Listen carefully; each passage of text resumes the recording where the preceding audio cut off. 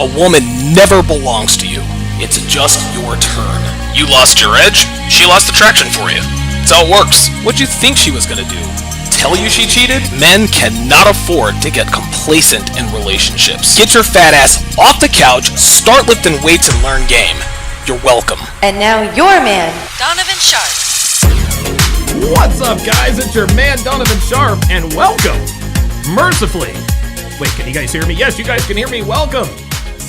Welcome to the 1207th edition of TSR Live, your daily dose of misogyny.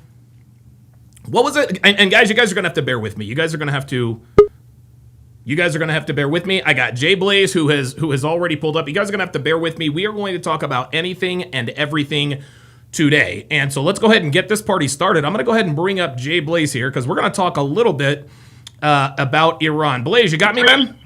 Yep. All right, good stuff. Okay, so I'm glad you pulled right up. Okay, so we're going to talk about a number of things, but I think the thing that you and I have communicated about the most here over the past couple of days, other than Venezuela, let's see, there's the Minneapolis I.C.E. situation, there's Iran. It appears that Iran is about to fall. Tell me what you know about this so far. Okay, so in the 1970s, Iran was like a Persian country. Right. So the Ayatollah that's in charge right now started just like killing and everything to get control of the country. Okay. And so recently, with Venezuela gone, Venezuela basically fell with the Trump strike. You had there's sanctions on Iran, but Iran had Venezuela to help with the sanctions. Okay. So Venezuela and Iran basically controlled a large percentage of the oil. Like China got 70% of their oil from Iran and Venezuela. Wow. So, yeah, Iran right now is dealing with hyperinflation because Trump basically said no one trade with these people at all. Right. And so they have like food shortages, water shortages. They want to get their freedom back because they've been dealing with Sharia law, which you have women in New York City asking for Sharia law. Like it boggles my mind. It boggles the mind. It is absolutely insane. What so and again, neither one of us are economists, neither one of us are experts, but when and if Iran does fall, and it seems very imminent, what does that mean? How does that directly impact the U.S. economy? So it helps remove China from taking Taiwan because most of their oil is now coming from Iran. Okay. Then you also have Iran has been funding, like there's high speculation that the two Trump assassinations from 2 years ago was from Iran. So Iran has been funding a bunch of terrorists. So if this falls, then you have the Islam is out of power in Iran, so they won't be funding as much like terrorism and stuff. So they would be on our side, which Iran right now is kind of aligned because from what I heard, the Ayatollah wants to go lead to Russia. Right. So absolutely. They're in bed with the BRICS nation right now. Wow. So then if they fall, then they would be on our side. So they would lose the strategic element from there. Okay, we have Jay Blaze on. TJ Fisher says, we don't want to listen to Jay Blaze. Well, thankfully for me, I don't give a fuck what you want. I do what I want. Jay Blaze, talk to me about, and I'll get you out of here on this because I got a lot to cover on this. What is your opinion on us going in and taking Nicolas Maduro? We literally just took over the country. Dude, we rolled in our special forces, Delta forces, whatever the case may be. Dude, we walked into their country, kicked down their front door, took their president, and now he's hanging out with Diddy and all the rest of them. What's your opinion on the whole Venezuelan thing? Because a lot of people have a lot of opinions. What say you? See, I personally like it because Venezuela would be basically them going into our backyard, and they would have had because China was in with Venezuela, and if you had let China or Iran there, they would have had a complete line of sight to our country. So they could have put a bunch of missiles or whatever in Venezuela. So that we removed that, and this is why Trump's also trying to get Greenland, because he wants strategic elements and choke points, because Greenland would give us a base near Russia. Sure, absolutely. So that's what China was trying to do with Venezuela, and we cut them off. And it took 3 hours. We used a bunch of new tech, and we basically said to the rest of the world, "Yeah, we're this good." Yes, because, exactly. Dude, we rolled it, and I heard they didn't realize that we were there until just a few minutes before. The wife is like, I think I hear, somebody's at the front door. And just now that's probably an exaggeration. The point is we got in and out of there and we didn't lose a soul. I think a couple of helicopter pilots caught a couple of bullets in the shoulder. Other than that, we were good to go. So basically, he was in a base, a military base. So we got him out of a military base. I guess there was 200, and we had 200 20 soldiers, and we had some new tech that would mess with people's Mm-hmm. eardrums and stuff. So they were completely caught off guard, and so we just went in. Wait! Hold on. Now I gotta back it up. I didn't know all of that. Wait, we had some sort of technology that did what? We did something with their eardrums? Helicopters, this is what I saw. On top of the helicopters, you have some sonar stuff or sonic waves, and so they, if you can mess with your inner eardrum, then you lose all equilibrium. Equilibrium, yeah. And so that's what they did, and then it was just basically just pot shots to all the people. This was the security guys were saying. America first. Jay Blaze. Oh, go ahead. I'm sorry. Go ahead. Keep going. Well, dude, all you did was take that leader out. It was basically in and out, and no soldiers were hurt or anything. Nope. And dude, we now have basically underfoot the top one of the top 3 oil providers, which heavy crude, which we need for Texas, Louisiana, and all those. Those deal with heavy crude. So this is the black tethery stuff, because there's 3 different types of oil. So there's heavy, medium, and light. Right. And so we needed that to refine, and they needed it because they were dealing with hyperinflation and stuff. So they didn't really have a plan. And this is exactly what's happened to Iran too. They have hyperinflation. It's up to 60%. Oh, and a regime change was definitely needed. Yeah, and this is why the people are pissed off there. And if they fall, then we can come up and help them out. Do what we need to do. Jay Blaze, listen, man, thanks for making time for us, man. I appreciate you coming on and sort of educating us. I'm not as educated on this stuff as I think I ought to be, because I consume sports 24/7 all the time. But I'm looking at 1, 2, 3, 4, 5, 6, 7, 8. I'm looking at 9. I'm looking at 9 monitors. I need to have Fox News on one of these monitors, because I really need to be, because if I want to increase my relevancy, I need to diversify my points. And it's wild, the difference between the Iran protests and Minneapolis. They are not fucking around in Iran. I'm gonna tell you what. I'm gonna tell you this, and I'll let you get out of here. People in Minneapolis think they got it bad there. Go to Iran and try to hold up a picket sign and see what happens. You had it where we all know about the woman who tried to run over ICE. It turns out he has internal bleeding right now. ABC I did read about that. Yes. Yeah. So, dude, you had the girlfriend go, "Why are you using real bullets?" They think it's a game. You were dealing with why are you using real bullets? Because you're posing a real danger. Oh my god. Exactly. They think it's a game. They you know what? Correction. They thought it was a game. Now they understand this shit is for real. Hashtag fuck around and find out. Jay Blaze, thanks for coming up, man. I appreciate Later, man. it. All right, brother. Yeah, Jay Blaze is, I'm going to tell you what, man. Jay Blaze is, he is as knowledgeable on this stuff, really, as anybody that I talk to.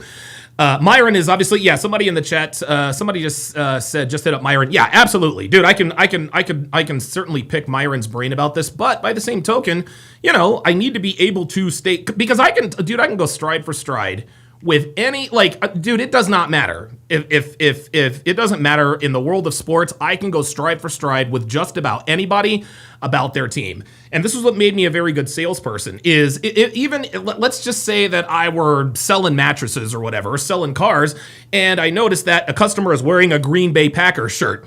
The first thing I'm going to say, hey man, can you believe that the Packers actually are thinking about firing Matt LaFleur? Should they, I need to have that kind of knowledge in terms of current events, politics, and things of that nature. I've never been a good debater because I've never been a good arguer. That's probably part of the reason why I'm not a good debater. I've never had an argument with Devin, and I don't plan to. And my first argument with Devin will likely be my last. Because I just don't like, I'm not going to argue with her. It's my way or the highway. She knows that I know it. It is what it is. But I think I need to get up on this. All right, let me go through the chats, and then we will by the way, yes, later on in the show, actually in a little while on the show, we are going to break down a loyalty test by Udi. Please, and then after that, I'm going to move the show to Rumble, where we will do the Hard R podcast.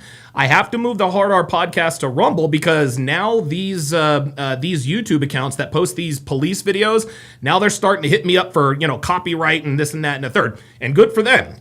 Good for them. Not even copyright. It's like revenue sharing, whatever the case may be. Good for them, but whenever your video gets dinged like that, it always sort of it has a tendency to sort of shrink the audience and the reach. So from now on, the Hard R podcast will be on Rumble, and we've got 22 over watching on Rumble. Meliadas is first, Invocator second on Rumble. Species 666 says there was a post on X from a Survivor raid that talked about what happened there and about the tech used against him.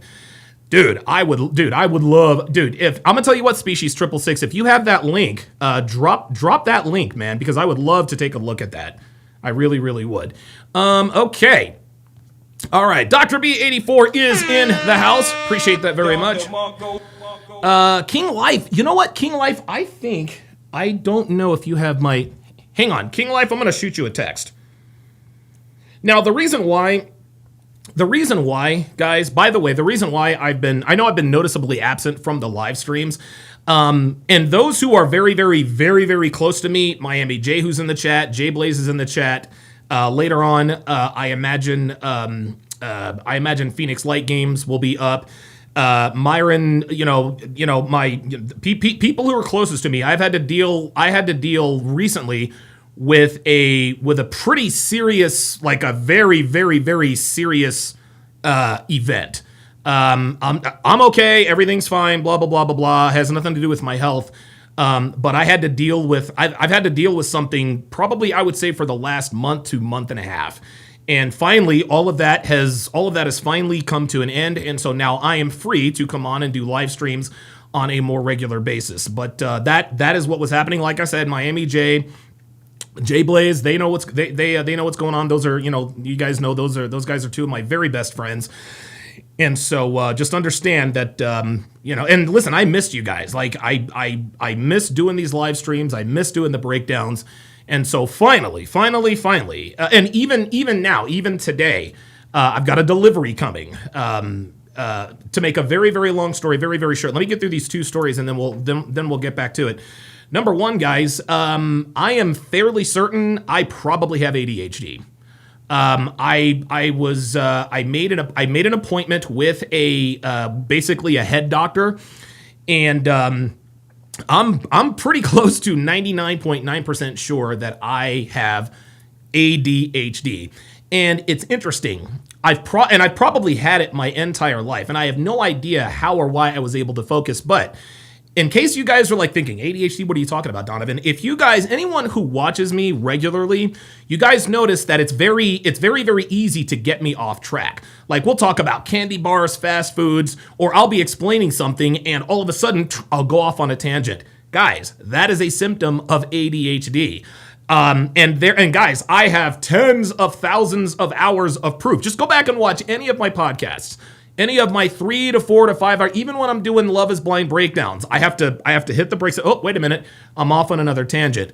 Hopefully, I can get on some sort of medication that will keep me, that will keep me a little more focused instead of me jumping all over the place, jumping around everywhere. So that's what it is. So about a month ago, I flew back east to Philadelphia. I went in and I unloaded everything from our storage unit, everything that we weren't able to bring here to Reno on our road trip, put it in a pod.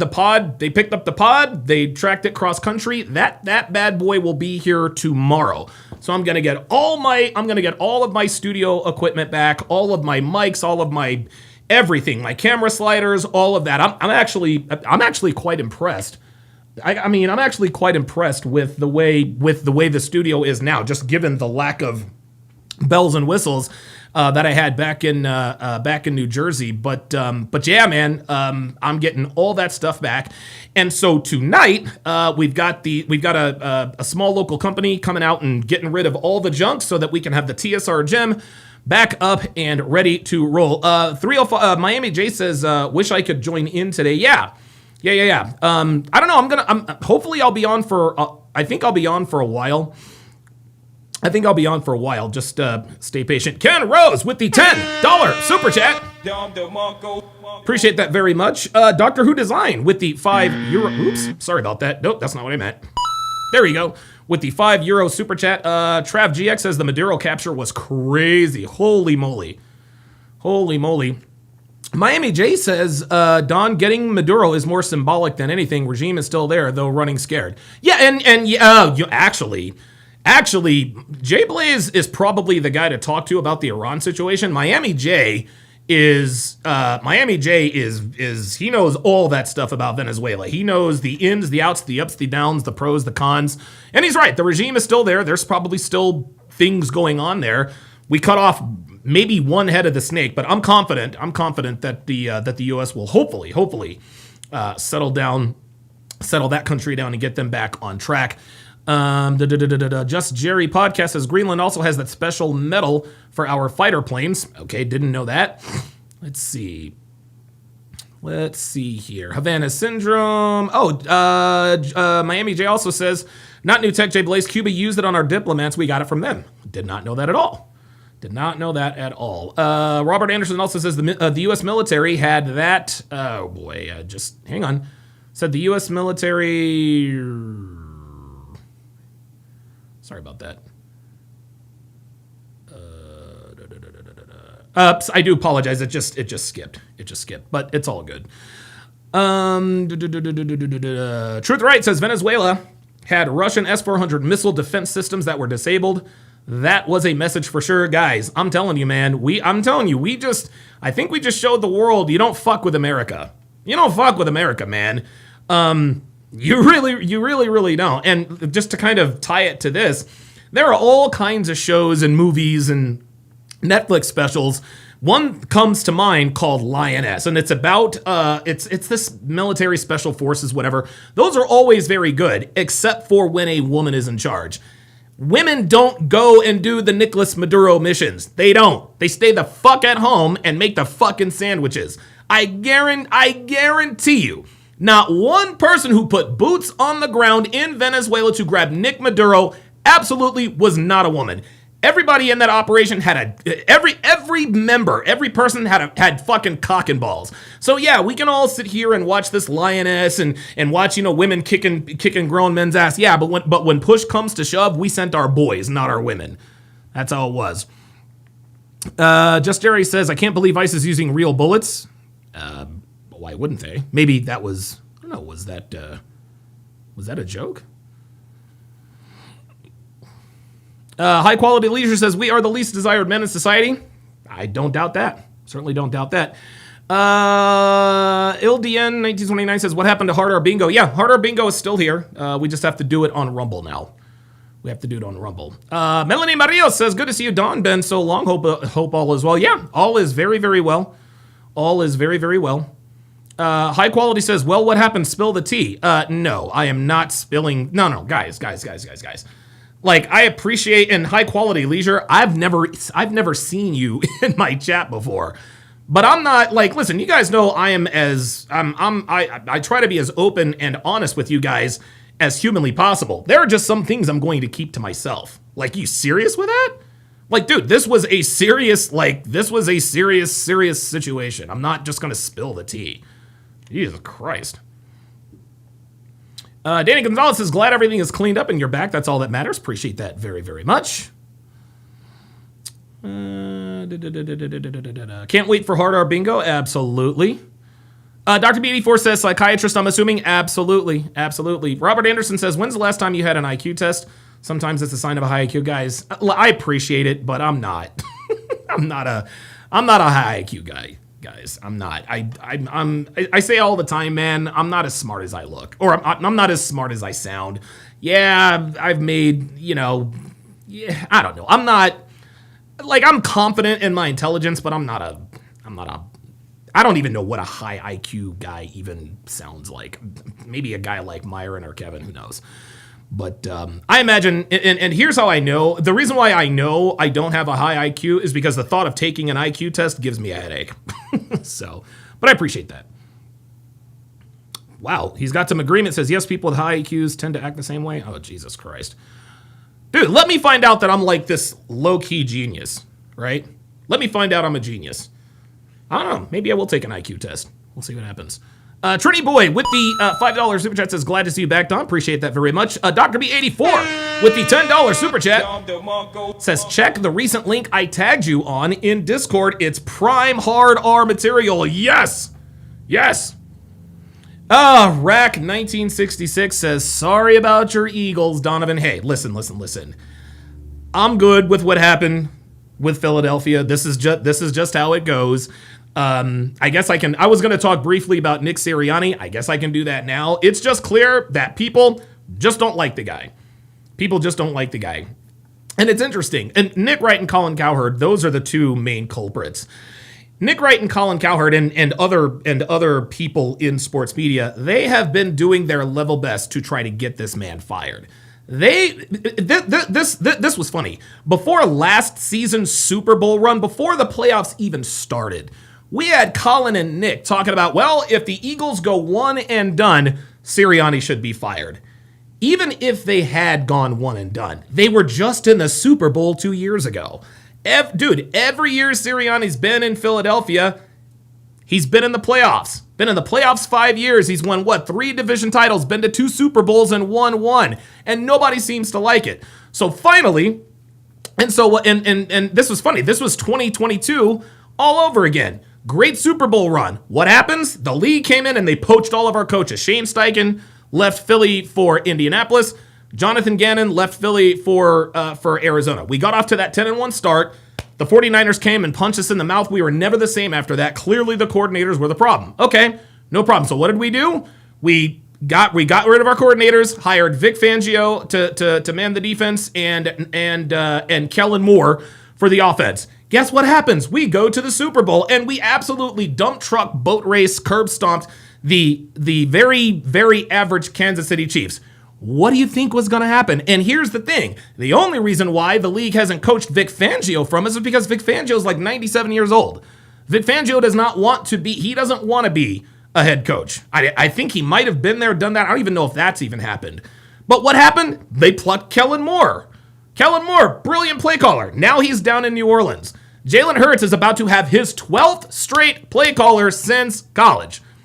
And the funny thing is these people don't want to give anybody the credit. Well, the reason why Jalen Hurts was a Super Bowl MVP is because he played on a great team. I'm sorry, name me a Super Bowl MVP that didn't have a great team around it. Well, Nick Sirianni is being carried by a great team. Name me a Super Bowl winning head coach that did not have a great... Well, it's really Howie Roseman. Name me a Super Bowl winning team that doesn't have a great GM. Okay, like... at some point, at some point, you have to give credit where credit's due. Yes, I'm disappointed the Eagles didn't go to the Super Bowl this season. We still have the same guys, assuming we hang on to AJ Brown, but it's just ridiculous. It's ridiculous. I think Colin Cowherd and Nick Wright just need to come right out and say, we just don't like the guy. We just don't like the guy. That's really what it comes down to. They just do not like Nick Sirianni. And here's the funny thing. Nick Wright actually made a good point. He made a very good point. He's like, okay, well, we all saw what happened. We're all seeing what's happening with John Harbaugh and who else is a hot coaching candidate? And Kevin Stefanski. A lot of hot coaching candidates. And you can tell a lot about the way the league perceives a coach when they get fired, how much interest they get, right? When the Ravens announced that they were going to fire John Harbaugh, I can promise you John Harbaugh's phone probably shut off because it was too damn hot. He's probably getting calls from all over. Kevin Stefanski, same thing. Mike Tomlin, same thing. Nick Wright says, but would Nick Sirianni get that same treatment? Of course he wouldn't. That doesn't mean he's a bad football coach. Look, the deal is this, man. Maybe, and we can say that about a lot of other people in positions. The only team that was going to give Dak Prescott $60 million was the Cowboys. No other team was given Prescott $60 million except for Jerry Jones. Say what you want about Nick Sirianni. You can like him or dislike him. But anyone who is openly advocating for a man with Nick Sirianni's resume to get fired simply because they don't like them, that's fucking female. Okay? There are a lot of people in my life that I just do not like. Okay? But because I'm a man, I can compartmentalize my feelings from facts. A lot of you motherfuckers out there hate Myron. But guess what? The son of a bitch tells the truth. That's all there is to it. You can't, just because you don't like someone, like nobody liked Jose Canseco, but guess what? We all found out that he was telling the truth about steroids. That's just how this is. And when we see stuff like, there's my ADHD kicking in again. When we see stuff like this, when we see grown men, and a lot of people would probably ask, well, why do they hate Nick Sirianni? I don't know, and I don't care. All I know is that our head coach probably has, matter of fact, the only head coach during Nick Sirianni's time span that has his resume is Andy Reid, who he just pummeled in Super Bowl 59. So listen, man, we can all sit here and talk about how Nick is this or Nick isn't that. The bottom line, he ain't going anywhere. He is not going anywhere. And it's funny, Colin and Nick, they've been talking shit about Nick Sirianni for 2 years. And finally, after 2 years, they got their get back. Oh, he lost in the first round. I'm sorry, Nick and Colin. Y'all missed the boat. Y'all missed already. You guys you two could have had the ultimate, see, I told you so, but it didn't happen. You see, we kicked the Kansas City Chiefs' ass in the Super Bowl, and that's what really pissed you off. So as soon as the Eagles have any, so, oh, Nick's got it. No, he ain't going nowhere. He is not going anywhere. No matter how much you people think Nick Sirianni's the problem, he ain't the problem. 5 playoffs, 2 Super Bowl appearances, 1 Super Bowl title. You guys can sit and spin. Eat a dick. Saber89 with the $10 super chat says, good to see you. Miss the sharp lives. Did you see the Pearl debate? No, I have not, but I will watch it. I wanted to go, but for whatever reason, I thought it was next month, not this month. Anyway. H.Mpeg with the $1 super chat says, Nick's still salty, the Eagles D. Put belt ass on his man, Crush Mahomes. Yeah, and the funny thing is Nick Wright, here's the funny thing. Here's the reason why Nick Wright really hates Nick Sirianni. Because after the Eagles Super Bowl run, we lost to the Chiefs. Then we went to Arrowhead. And by the way, we haven't lost to the Chiefs since Super Bowl 57. Since Super Bowl 57, the Eagles have gone into Kansas City and beaten them twice. Including, and then of course we kicked their ass in the Super Bowl 59. But a couple years ago when the Eagles beat the Chiefs on the road, Nick Sirianni was talking shit to Chiefs fans. And that is when Nick Wright decided, you know what? I'm going to openly advocate for this man's job. Guess what, Nick? He ain't going nowhere. There are now two Saint Nicks in the state of Pennsylvania. One is Nick Foles, the other is Nick Sirianni. Sorry. Okay. K-Ma says, once again, the favorite key on the piano, D sharp, drop in knowledge. W sharp, much love. Appreciate that very much. Jerry Raven says, that Steelers game was brutal. Oh my God. Yeah, Snowdemi says Butterfingers didn't help this year. Yeah, as far as, and I'll get off the sports talk here shortly. I'm not a trade this guy or that guy, but dude, the Eagles gotta go. Either the Eagles, and I don't, maybe we get rid of A.J. Brown, maybe we don't. He's the best receiver we have on the team. But it does rub me the wrong way as a fan that during the 5-game winning streak we had, A.J. Brown was running his mouth to anyone who would listen. I'm not getting the ball in a blah, blah, blah, blah, blah. Yeah, we won, but da-da-da-da-da-da-da-da. A.J. Brown is as responsible for the media's, swarming on the Eagles as anybody. Then he started getting the ball. He had like 3 career games. Eagles lose 3 in a row. What was A.J. Brown doing? Hold on. What was A.J. Brown doing? Hold on. Fucking crickets, man. And the funny thing is I'm never, and I'm a realistic sports fan. I'm not the guy who says, well, you should play for the love of the game. No, you should make as much money as humanly possible for being able to do something that most people on the earth cannot do. I am not a moralist. I'm not going to, there's no moral cathedral allowed here.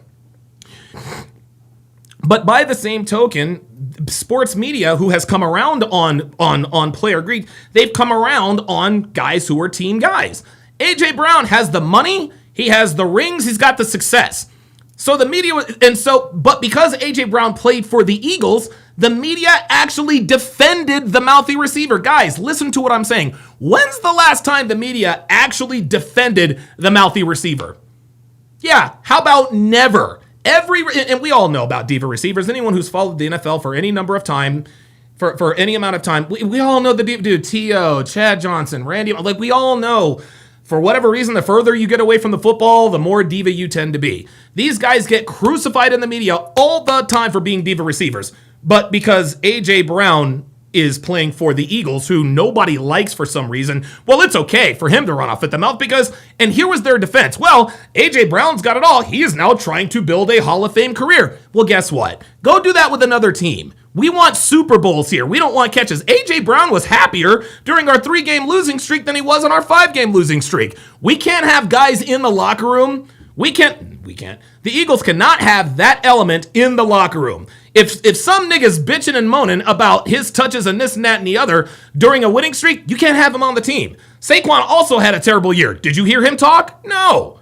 He wasn't bitching, well, I'm not getting the carries. Devontae Smith, same thing. No. Was A.J. Brown running off at the fucking mouth? But again, the straw that broke the camel's back for me. Now we're forcing him the football, force him to 10 catches, 11 catches, 9 catches, 100 and something yards. We lost 3 games in a row. And what all of a sudden now A.J. Brown is happy? So you're happier when you catch balls but lose, but then you want to run off at the mouth when the opposite happens. Get him the fuck out of here. Get him the fuck out of here. Get him the fuck out of here. Sorry. And I love A.J. Brown. He's got to change that fucking attitude. He has got to change that goddamn attitude. He really, really does. To be happy during a 3-game losing streak because you're getting touches, sorry, my guy. Sorry.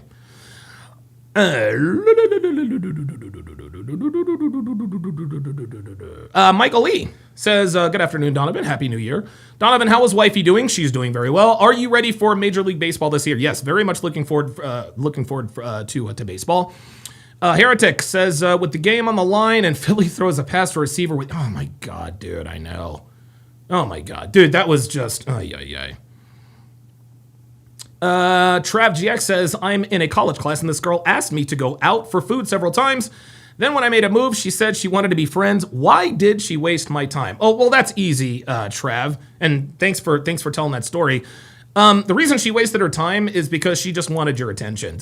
Guys, what you guys have to understand, sometimes a girl will agree to go out with you or go on a date with you or whatever just for the attention, okay? Just for the attention. Something, and I don't know what the whole story is. I mean, if she kept trying to get at you, I guess maybe you're attractive, maybe you have some game, whatever the case may be. But whatever, and she might have made up her mind before she even asked you out. But something you either said or did turned her off, gave her the ick, and that's why she said she just wanted to be friends. Either that or she always wanted to be friends. But the reason why she wasted your time is because, well, that's what girls do. So if you can give me a little more context, if you want to pull up, I've got the pull up line open. If you want to come up, you don't have to show your face.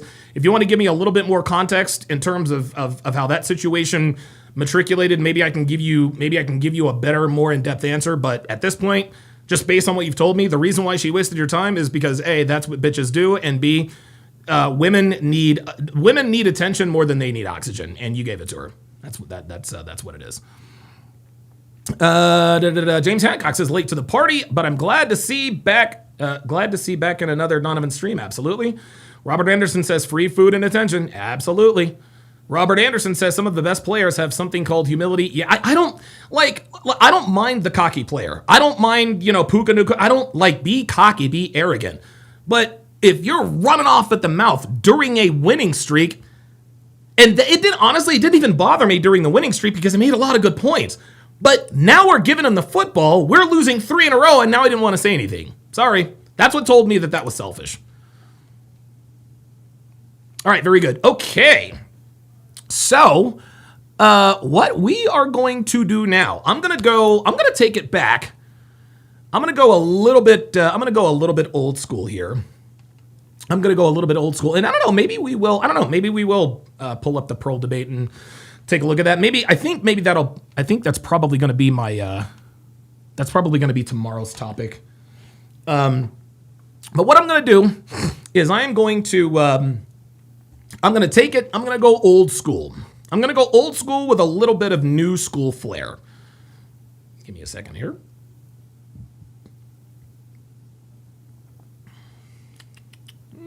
Where is it?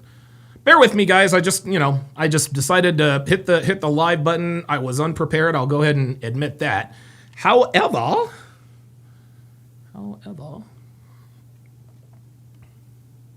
perfect.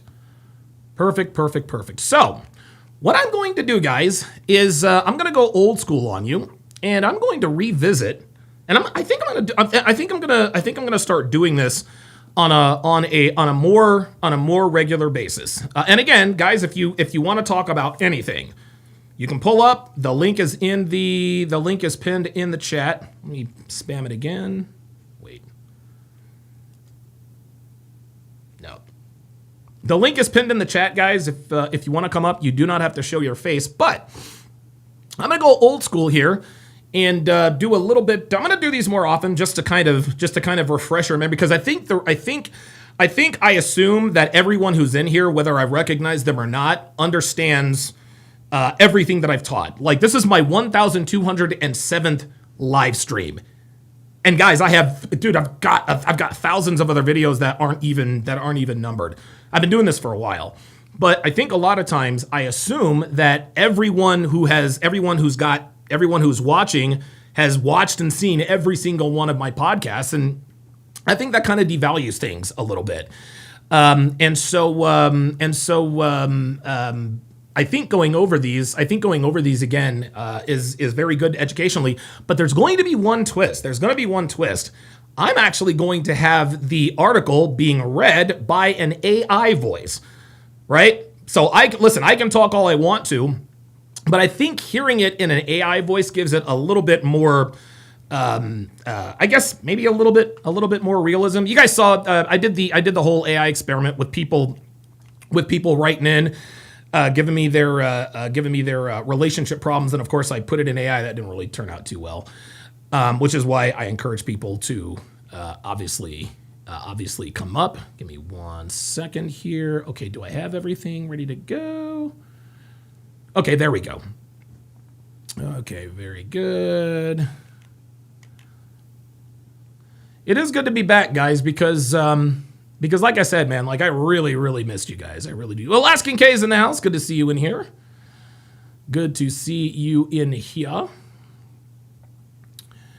Okay, so let me make sure I'm on the right screen. So, in case you guys, there we go. So for those of you, I guess, who are relatively new to the show, new to the program or whatever, there anyway. We've nicknamed this woman Amy the Cautionary Tale Horton. And the reason why is because she is the poster child for what happens to women when they buy into the feminist lie that sleeping around in your prime fertile years is, well, good for you. The website is called bold.com. And I've broken down numerous websites for bold.com. All bold.com is it is literally a website that glorifies and encourages promiscuous female behavior. It also justifies it. Yes, Jay Blaze says Amy Horton, as affectionately referred that by what's his name, Terrence Pop. Terrence Pop and Blake, they call her Amy Horton. A few years, actually years and years ago, I broke down an article that she wrote where she freaked out about the fact that she can't find a boyfriend now that she's in her mid-30s. And then a few days later, I talked about a post she did that expressed concern that she can't emotionally bond to men. Now, I will give Amy Horton some credit here. In her quote-unquote defense, she does keep it 100 about what goes on in her dating life, okay? I think she also wrote an article that says I contracted an STD or I have herpes and I'm not afraid to talk about it. Like, that's how honest this woman is. But then she always does an about face and, well, blames it on men. She blames it on the culture. She blames her failure to get with a man of value on everyone and everything but herself.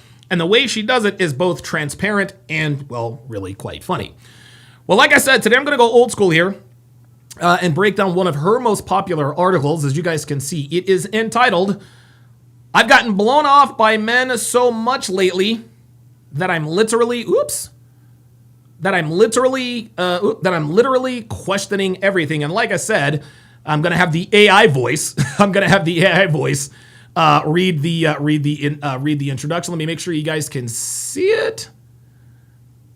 Actually, you know what? Let's do this. I think I can, There, wait a minute, that was too big. And yes, I know this is clunky and all this other kind of stuff, guys, but it's been a while. Okay, so without further ado, here is the introduction. I used to think my problem was that I wasn't trying to date, but I've been met with a rude awakening. I opened up to the possibility of meeting a man by actually putting myself out there, but all I've gotten in return is a whole lot of rejection. Here is why I'm feeling totally hopeless. Okay, so she's feeling totally hopeless. She puts herself out there, etc., etc. That's all. That's really what this is about, guys. That's really what this is about. And women who live a life like Amy Horton eventually get to this point. So let's go. Let's go to number one. Let's find out what her first reason for being frustrated is. Well, the first reason I'm feeling hopeless is I can't even get a date out of a guy. I thought, okay, I'll go out on dates to see if there's any chemistry. I'll be open to different kinds of men. Can't know what works unless I try, right? Well, that might be a good way to approach dates if I got any. I seriously can't find a guy who will follow through long enough to even ask me out. It's legitimately depressing. Legitimately depressing. So let's touch on the first word, chemistry, to see if there is any chemistry. Translation, to see if I am sexually attracted enough to have a one-night stand with him. Let's get one thing straight, gentlemen. What she's not telling us is that she's meeting these dudes on Tinder, okay? She's meeting these dudes on Tinder. And when a man in 2026 now, when a man swipes right for a girl on Tinder, his main objective is to sleep with her as quickly as possible, okay? If you meet a man on Tinder, he ain't looking for a relationship. He's not looking for friendship. He's not looking for any of that. He's looking for a quick, easy lay, and if he likes having sex with her enough, he'll put her on his roster. Where Ms. Horton is going wrong, like a lot of women do, is that she's using the I'm not here to hook up line. Now, we all know that when girls say this to you, or if you see it on their profile, it means they are absolutely positively there to hook up, okay? Nobody, and I mean nobody, man or woman, is on Tinder or any other dating app to find a spouse. Everyone is on dating apps to find sex. Girls like Amy Horton, they do what we like to call snowflaking, right? And snowflaking, the reason why girls snowflake, in other words, try to make it look like they're special or different, they snowflake to give people the impression that she's not like these other like these other 304s who are really all here for the D. Well, all those other girls are here for the D and not me. No, these girls actually believe that she is there for a meaningful connection and possibly even a relationship, that she's somehow different or somehow special. Now, Ms. Horton has probably used this line for years and years in the past when she was in her 20s, right? When she was in her 20s, she didn't actually mean she was there to hook up. Again, girls like her use this line so that men don't think they're easy. But now that she is in her mid-30s, she does indeed actually mean that she's not there to hook up. Here's how it goes, guys. In her 20s, and this happens with everybody, in her 20s, she used to shit test guys to see if they had the balls to see through her good girl facade and then run the proper game to sleep with her. But now in her 30s, she's saying exactly the same thing. But these days, it's not a test, okay? It's really what she means. So when dudes with game who are used to, closing 304s, getting one night stands out of girls in the first night, they figure out very quickly that Amy isn't kidding when they think, wait, she's serious. She really isn't looking to hook up. At that point, they ghost on her, and that's why she's not getting any dates. That's why these guys aren't following through. Ladies, if you're watching, you cannot expect men to treat you like a lady when you've acted like an easy lay for a decade and a half. Let me repeat that. You cannot expect men to treat you like a lady when you've acted like a 304 for a decade plus. Just because you decide you're not going to sleep with anything with a Y chromosome and a pulse who swipes right doesn't mean these dudes are going to go out on dates with you. Ms. Horton is literally telling these dudes, you're not getting any sex tonight, and doing it in a way that isn't a shit test. She is dead serious. And the dudes who are looking for easy lays, they're not here for that. They're like, peace out. Then, this is funny. We can't let this get away. We cannot let this get away. Then she says she's open to dating different kinds of men. Can't know what works unless I try, she says, right? What this means is that white dudes ain't checking for her anymore. Oh, no. White dudes are passing her up for younger, tighter versions of her 20-something self. Seeing that her options are becoming more and more limited the older she gets, all of a sudden now she's open-minded. Now all of a sudden she's willing to try new things. New things means other races of men.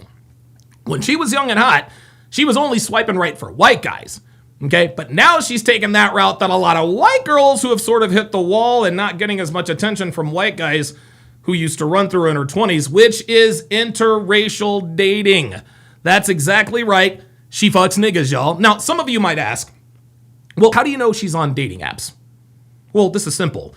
When she says she can't find a guy to follow through, it means she's been in contact with said guy. And if a man approaches a woman out in the real world, it's highly unlikely that he'll flake because of his initial investment, which is overcoming his approach anxiety, approaching her, striking up a conversation, swatting away the shit test, and getting her number, okay? Getting a girl's number out on the street, guys, it's hard work, man. I did this for years. It's hard. It takes effort and a lot of intestinal fortitude. If dudes are out here flaking on her and ghosting on her, they didn't have much invested in her in the first place, which means they just swiped right. This is why they're not following through. Okay, so the lesson here, and this is on both ends, the less the initial investment is, the more likely it is that someone will flake. And this goes for both men and women. This is why men take breakups so much more harder than women. Women don't invest anything into the relationship except for their bodies. But because they've given their bodies to everybody and anybody, it's no big deal to give her body to you. Of course she's just going to walk away after a few weeks and maybe some arguments. She didn't invest anything.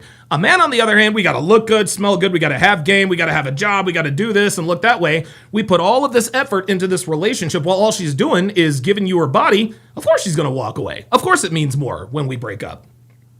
All right, let's go to her second bullet point, where she is talking about the dating scene getting worse and worse.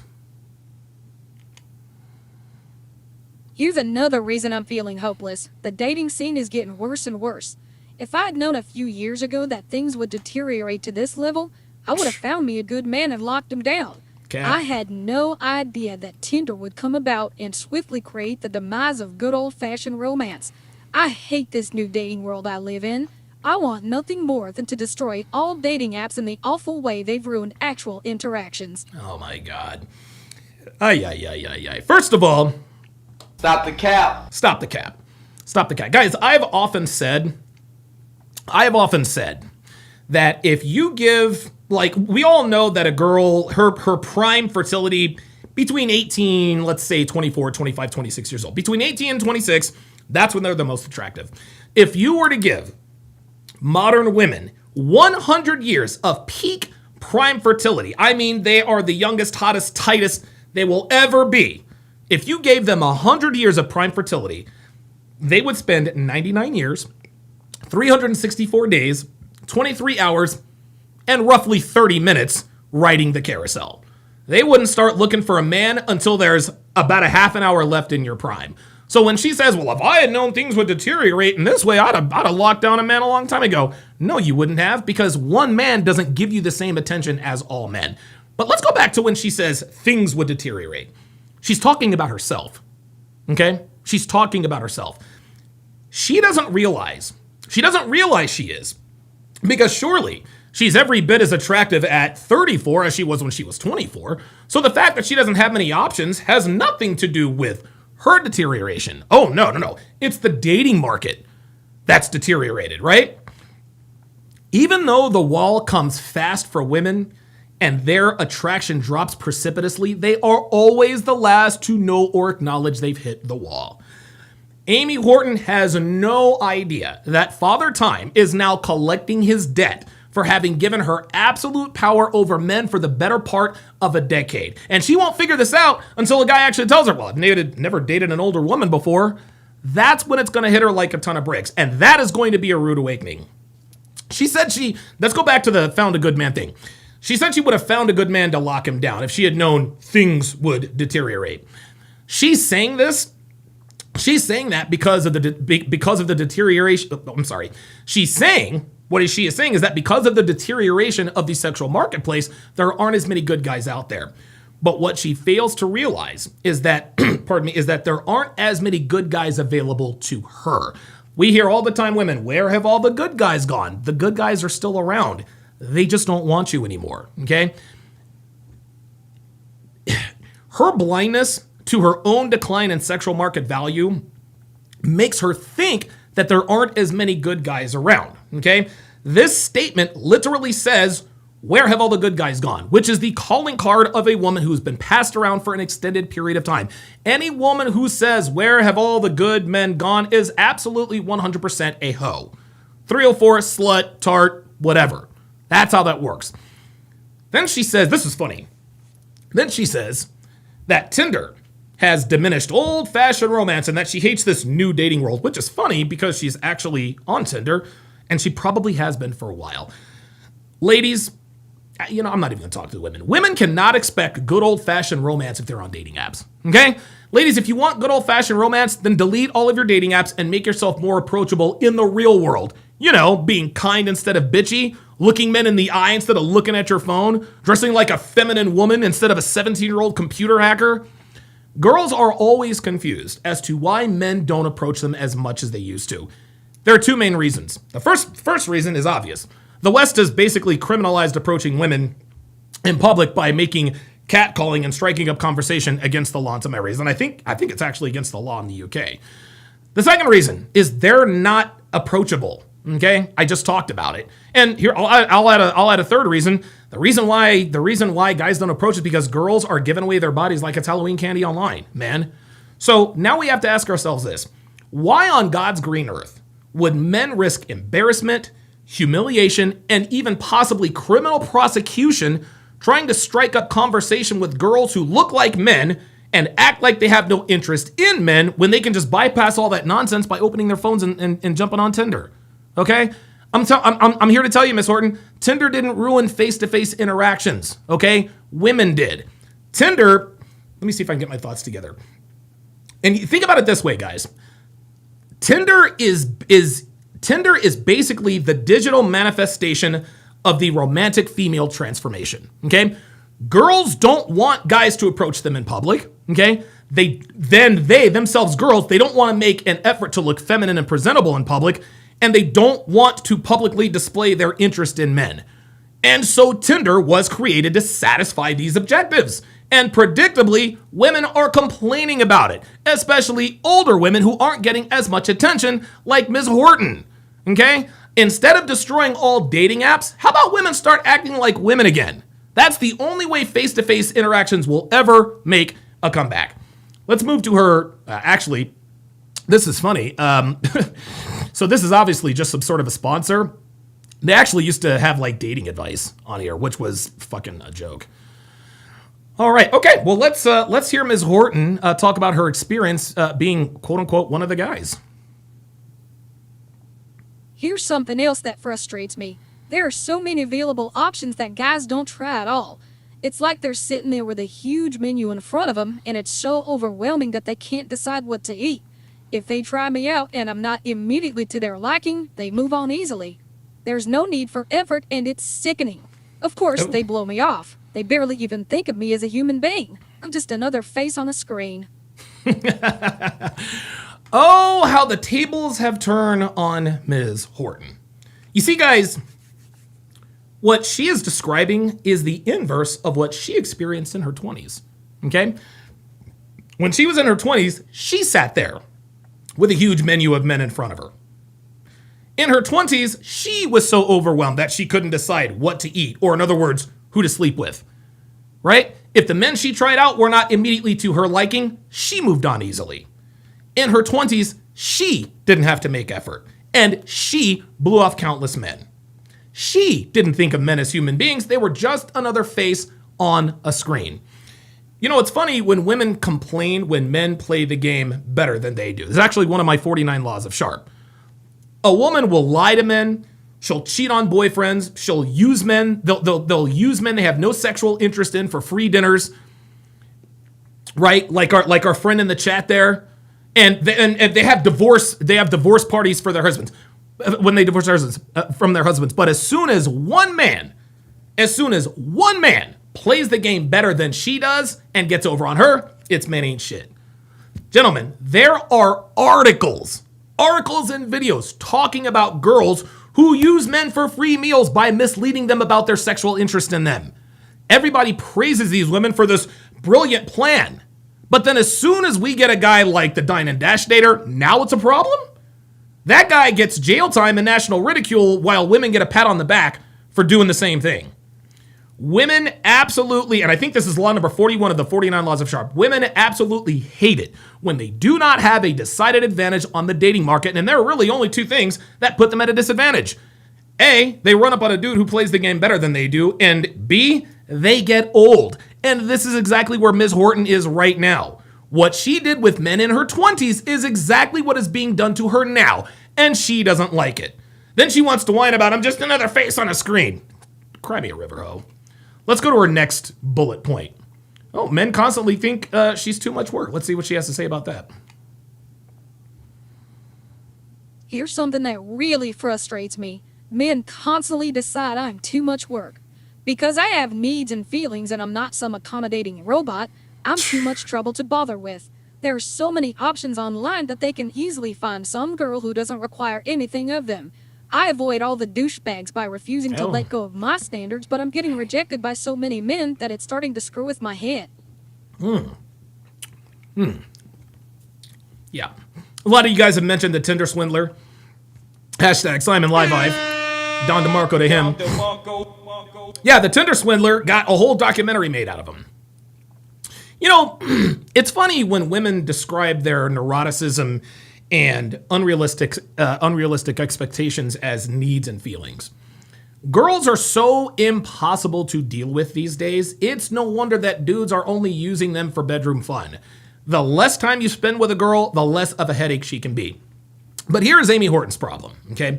When she says, I'm too much trouble to bother with, she has no idea, she has no idea that it means she's simply not worth dealing with anymore. Okay, guys, young, pretty girls get more leeway in the way of dating because they're what? Well, young and pretty. Okay, it's a cost-benefit analysis.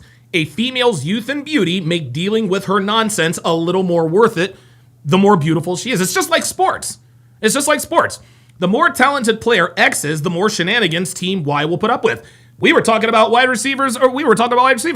Antonio Brown and Odell Beckham Jr. come to mind immediately. These guys were constant distractions in the locker room and in the media. But because of their talent and their production on the field, the teams dealt with it. T.O., Terrell Owens, was also in that camp. He was a distraction in San Francisco. He blew up the locker room in Philadelphia and did the same thing in Dallas. But when his skills diminished, he couldn't get a contract. Okay? Amy Horton is the equivalent of T.O., guys. Guys used to deal with her nonsense because she was young and pretty. But now that she is in her 30s, dudes ain't trying to deal with that anymore. But instead of her saying, I'm too old to put up with, she says, I'm too much trouble to bother with, as if to imply that men are the issue and not her diminishing beauty. Then she complains, this is funny, then she complains that there are girls who don't require anything of them.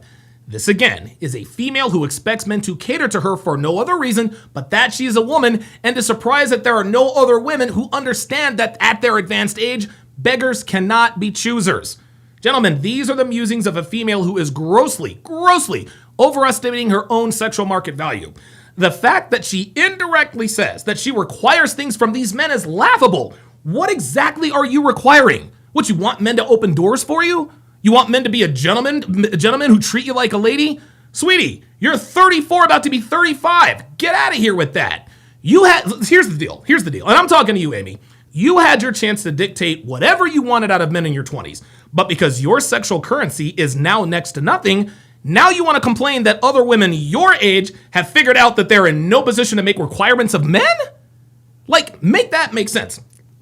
Then she says she's refusing to let go of her standards, and that's the problem. As a post-wall female who's been rode hard and put away wet, you don't get to have standards anymore, okay? Ms. Horton, you will take what you can get and you will like it because your options are limited, and that's what's really messing with your head.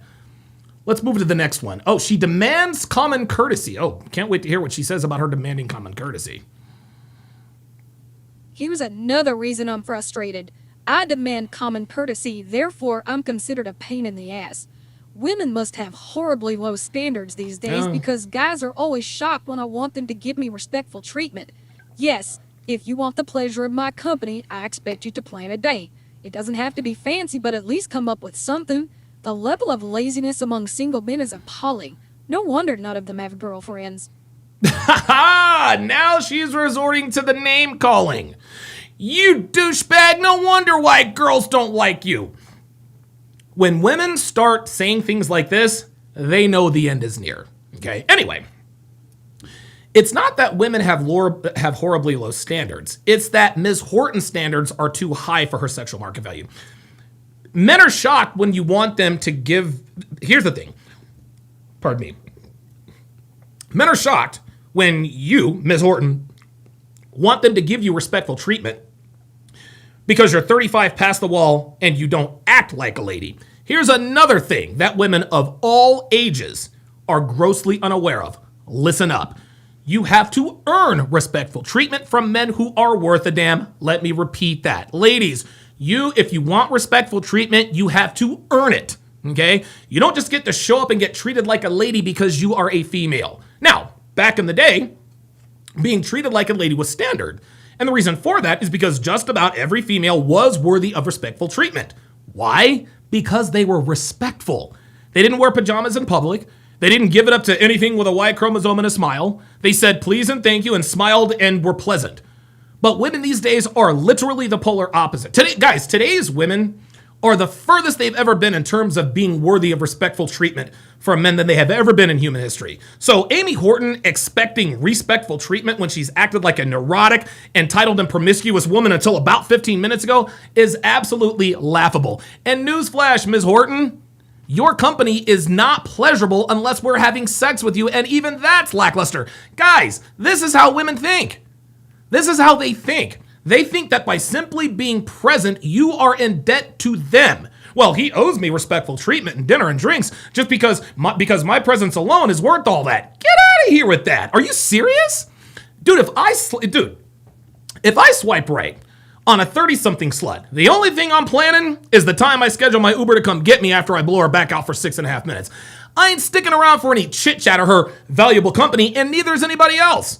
Oh, and the reason why these losers don't have girlfriends, Miss Horton, is because none of these hoes is worth committing to, and they know this. And because they know this, they act accordingly, which is to blow your backs out, then bounce like a bad check before you get your bra back on. And it's funny. You act like the reason they don't have girlfriends, you act like this is the reason they don't have girlfriends, yet you're visibly bothered by the fact that they rejected you. So if you're feeling some type of way about being rejected by men who are supposedly losers, then what does that say about you and your choice in men?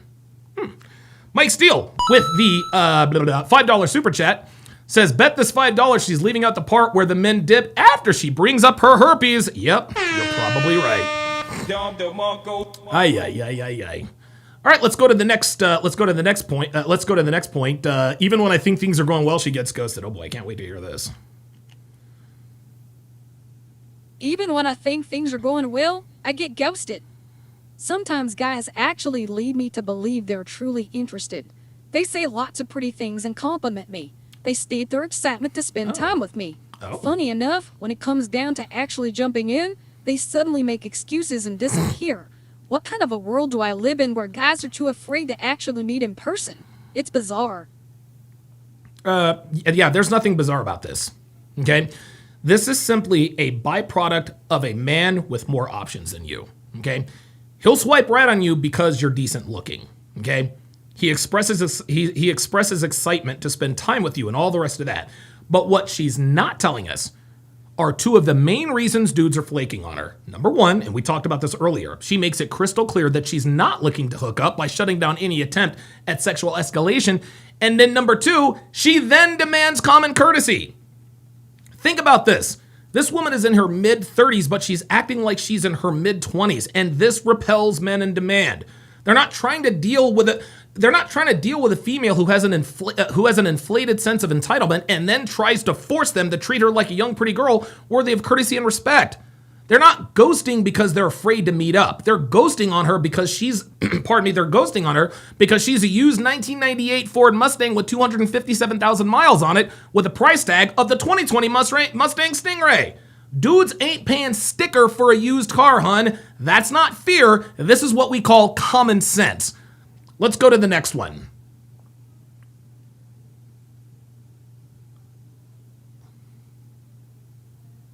I get tossed aside so frequently that it's messing with my head. Oh, is it now? I had to delete all the dating apps. I know that I'm a wonderful woman and a great girlfriend, but the callous disregard of men online made me question my own self-worth. I started thinking that maybe there's something really wrong with me, that these guys find me too intimidating and ambitious for them. In reality, I can't change the fact that they're so insecure.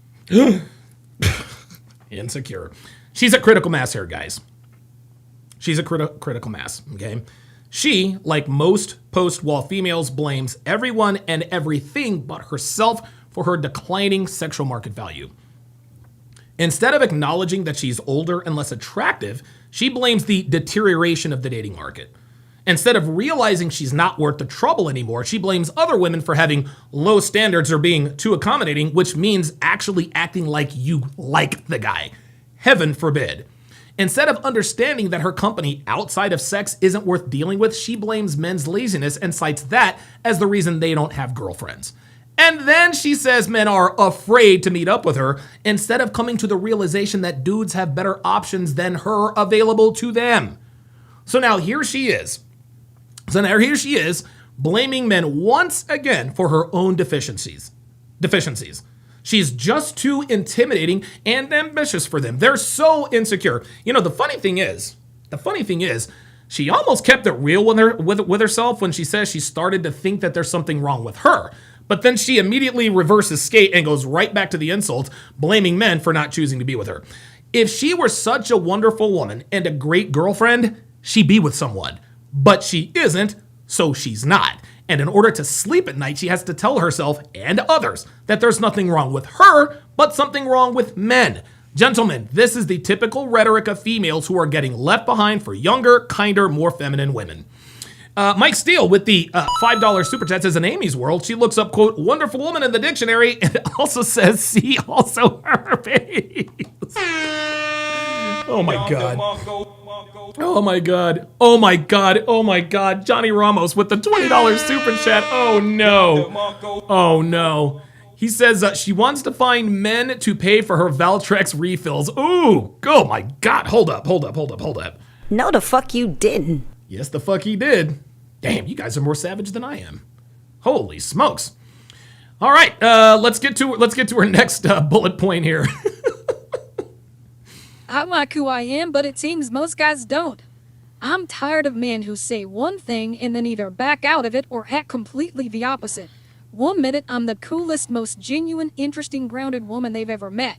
The next, I'm too much for them and they feel that I deserve better than them. Just be honest and quit with the lame cop-outs. I like who I am, but this pattern makes me feel bad.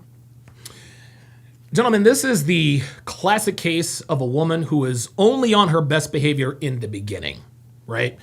Like all women, she is cool and genuine and interesting. Of course she is. She's putting on a facade. She's putting on a front. She's putting on a mask. But because men don't like what they see behind the mask, when she starts to show her true colors, she gets all butthurt that they don't stick around. Gentlemen, a woman can only fake the funk for so long, okay? Eventually, she is going to show him who she really is. And if she is dealing with a man with options, if she's dealing with a man with experience, he's not going to stick around to deal with her nonsense. Ladies, you cannot get mad when you look and sound like a Ferrari for the first 2 weeks, then bitch and moan when he takes you back to the dealership after he opens the hood and sees the engine of a Toyota Camry. You cannot expect men to stay with you if you pull a bait and switch. It's just not going to happen. Then she talks about lame cop-outs. Because surely she's never used the lame cop-out like, I need to find myself. Surely she's never said to a guy, I need some me time. I'm sure she's never told her friends, I'm not being true to myself. This again is a woman who gets mad that dudes are running the same gambit on her that she used to run on men. Like I said before, guys, women love the game when they win, but they hate it when men play it better than they do. And this is absolutely a classic example. Let's go to the next bullet point here. I try not to take rejection personally, but I have feelings. I do try to remember that because it's all online, people don't treat me like a real life person. It's easy to swipe left, or flake out, or disregard another human like they don't exist.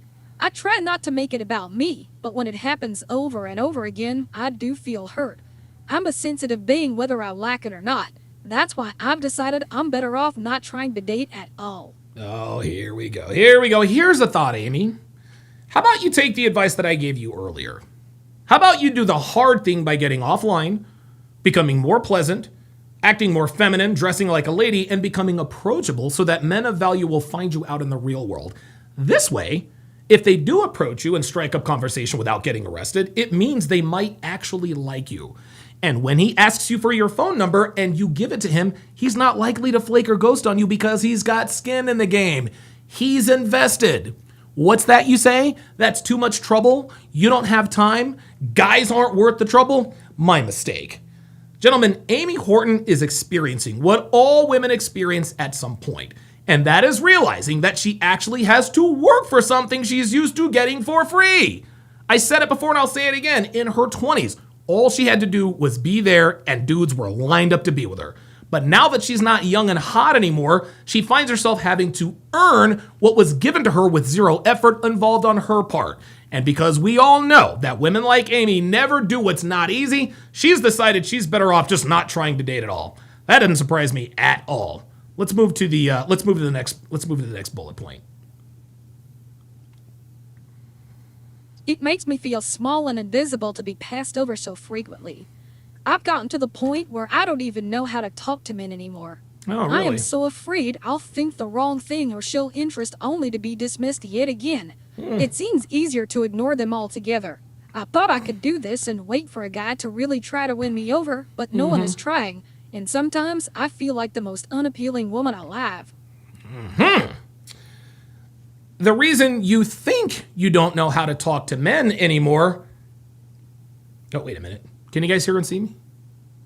Okay, sorry about that. Okay, Amy, the reason you think you don't know how to talk to men anymore is because you've never had to. He showed all the interest. He carried the conversation. He did all the work, and you simply decided whether or not you're going to sleep with him. You used to have the luxury of sitting back and waiting for a guy to win you over, but you don't have that anymore. The reason no one is trying is because you are an unappealing woman, at least not as appealing as you used to be. And I love her I love her sad attempt at fishing for compliments with the, I feel like the most unappealing woman alive. And men are supposed to say, oh no, Amy, that's not the case at all. You're very appealing. Pardon me. Guys, that is not about to be me, and it better not about to be any of you motherfuckers watching. Guys, quit gassing up these post-wall sluts, guys. They've made their bed, and now they've got to lay in it. Let's move to number 12. I almost feel like I'm losing my sanity. It's hard to maintain a sense of self when everything that is happening hints to the contrary. I know that I'm not being ridiculous and asking for common decency, but when that evil little voice in my head whispers, what if you're crazy? What if you're really the problem? I have to tell it to shut up so I don't lose my mind. See, now she's keeping it 100. Okay? Now she's starting to acknowledge that she might be the common denominator in her declining sexual market value. Those whispers in her head that ask her if she's crazy and ask her if she's the real problem, she knows the answers to both of those questions. And the fact that she tells it to shut up also tells us that she knows she is crazy. She knows she is the problem. But so she can sleep at night, she, like most women her age, they have to lie to themselves. And when they are no longer able to lie to themselves, they call their doctors and tell them, I don't know what's wrong with me, and get prescribed Lexapro to keep them from attempting suicide during the day, clonazepam to calm her anxiety about the fact that most meaningful relationships she'll ever have moving forward are with her cats in her favorite wine glass, and Ambien to knock her ass out at night so she doesn't have to listen to the voices that are telling her the truth about herself. Again, the fact that she has to tamp down those voices lets us know that she sees the writing on the wall. Let's go to the last part. Incredible. I love my life, but being dismissed by men puts a damper on it. It's easier to ignore dudes altogether than to allow them to cast a shadow on my otherwise awesome life. Oh, God. I'm very happy except when it comes to love. It definitely affects me sometimes. I do want romance in my life, though I don't need it.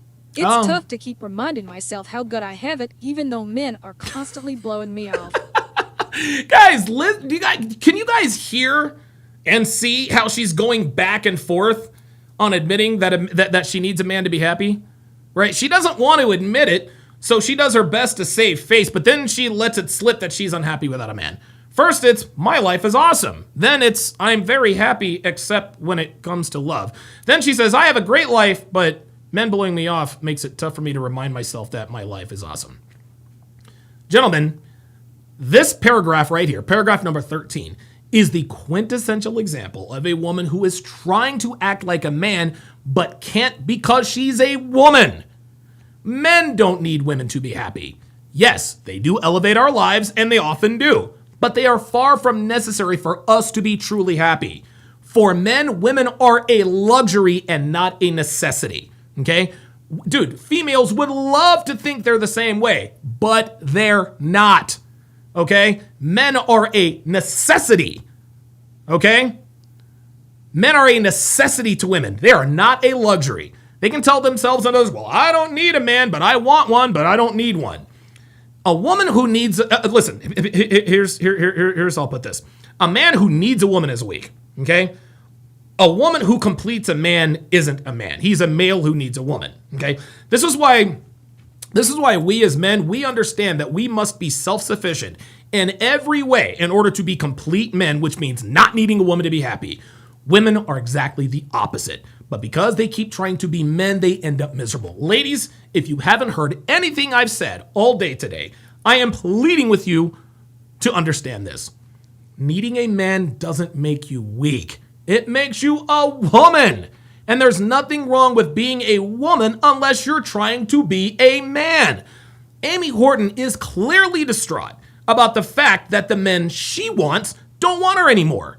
If you are so content without men, why does your title say you're literally questioning everything? I'll tell you why. Because the true value of a woman, and you know this, the true value of a woman is determined by the kind of man you can attract and subsequently lock down. Let me repeat that. The true value of a woman is determined by the kind of man you can attract and subsequently lock down for the long term. The world doesn't care about your accomplishments as a single woman. Yes, the world will blow smoke up your ass and tells you guys how great and wonderful you are. But no matter what the world says, The world knows the true measure of a woman is a woman who gets married to a man of value, has children, and is a good mother. When you're young, your value is determined by your youth and beauty. But your youth and beauty don't mean a damn thing if you use the sport fuck your way through your 20s, have three abortions because you pretend to be allergic to latex and lambskin. You know that, okay? That's why you guys write articles like this. So Amy, honestly, you can spare me with the I want a man, but I don't need one rhetoric, because the fact that you even wrote this article indicates very clearly that it is quite the opposite. Ladies, enough with this facade. Just be honest with yourselves, admit you need men, and act accordingly. Incredible. Incredible. All right. Oh, look at that. Oh, I'm shaking the camera because I'm wiggling my feet there. There we go. I can't wait. Dude, I'm getting all of my studio equipment tomorrow. I cannot wait. Camera stabilizers, gimbals, camera slider, so I can move around and be demonstrative without it looking like there's an earthquake here. Wait, hold on. Earthquake. Ah! All right, good stuff. Good to have you guys in here. 114 watching, 34 on a Rumble. Quickly here before we react to this.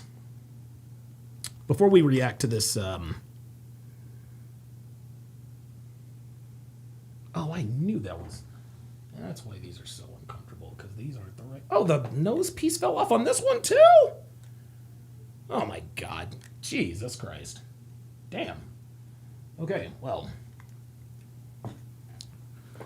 the nose pad lasted even less. Jadongi67 says, "Return to the GOAT." Appreciate that very much. Let me just quickly show you guys something here.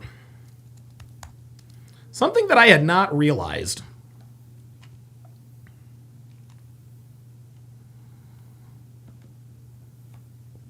So this is my Facebook page.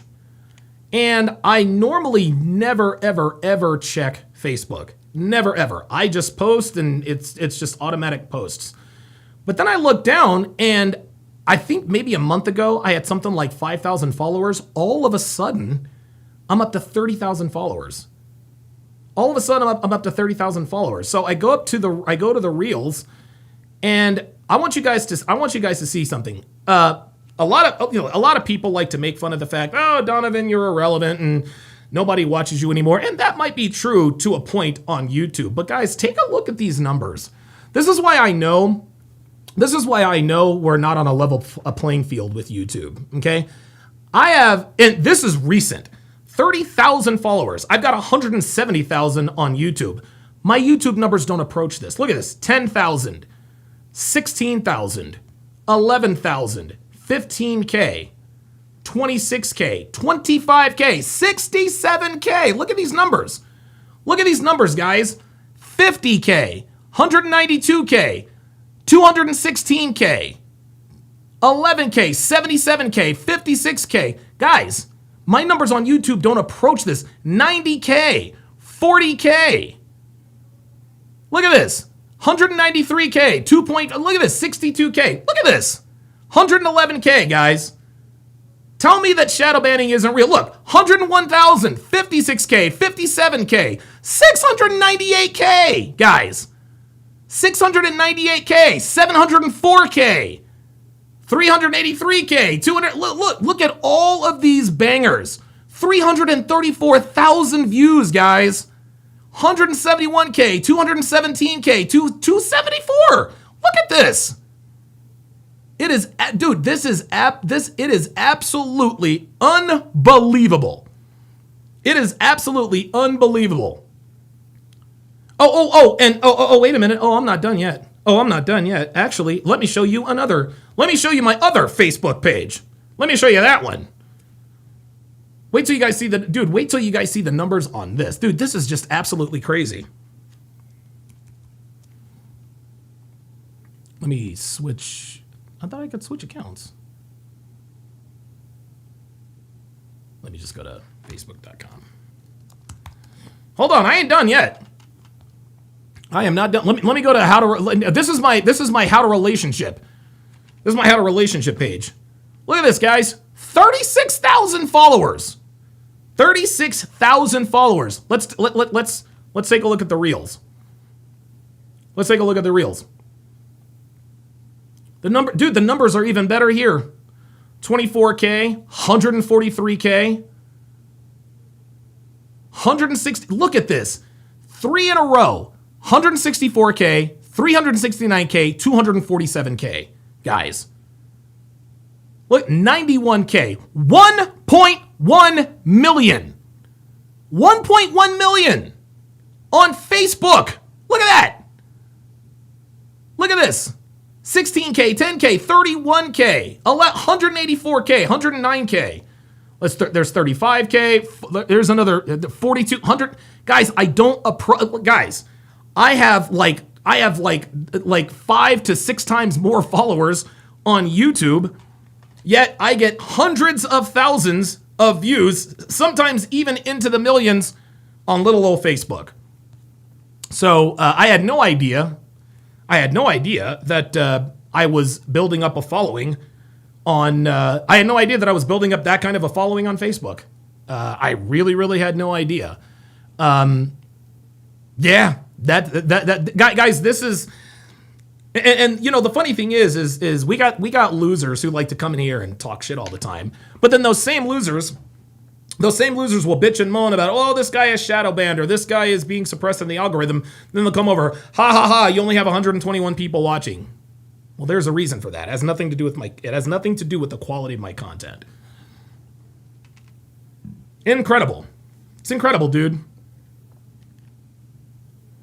Like, I look at these numbers and I think to myself, holy shit. Like, it's absolutely incredible. It's insane. All right. All right, guys. Before we and like I said, we are going to do the Hard R podcast. But the Hard R podcast is not going to be here. It's going to be on Rumble, and so stay tuned for that.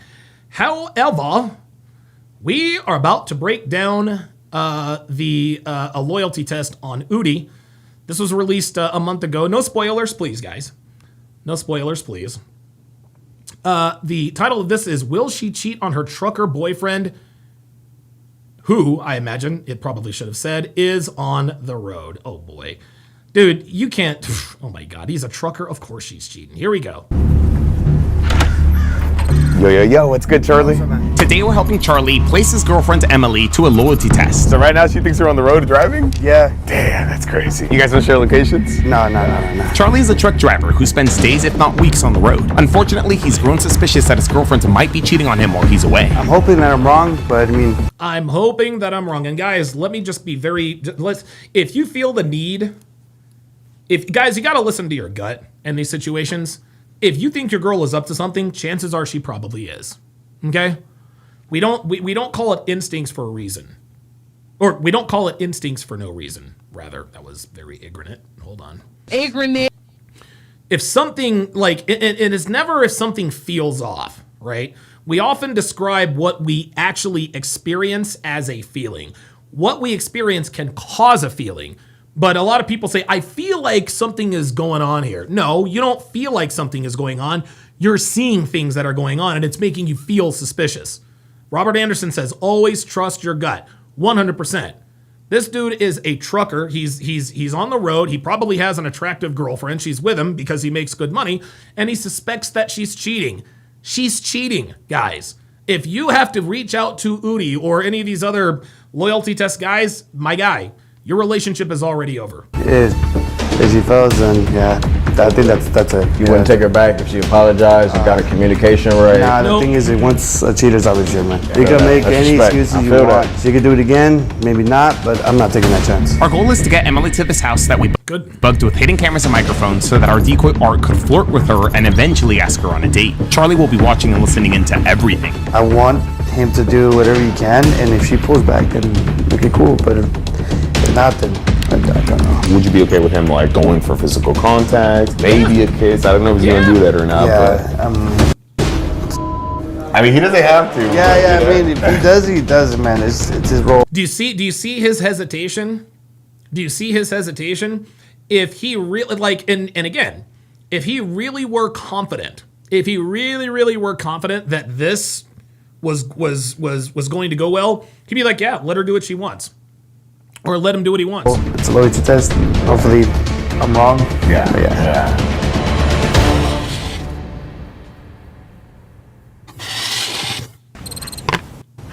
I know you already explained to me like why you wanted to test your girl, but just so everybody knows, would you mind explaining again why was it that you wanted to put it to the test? Yeah, so it's just because when I'm on the road, like the communication was just dying down. Yep. And she's been posting on social media that she's been going out, but without letting me know. There it is, posting on social media, guys. There we go, guys. I'm here to tell you right now, there is absolutely nothing wrong with a woman being on social media. But if a woman is on social media, she is literally advertising herself, okay? There are no two ways about it. And miss me with this, well, it's never about business, okay? Girls are terrible content creators.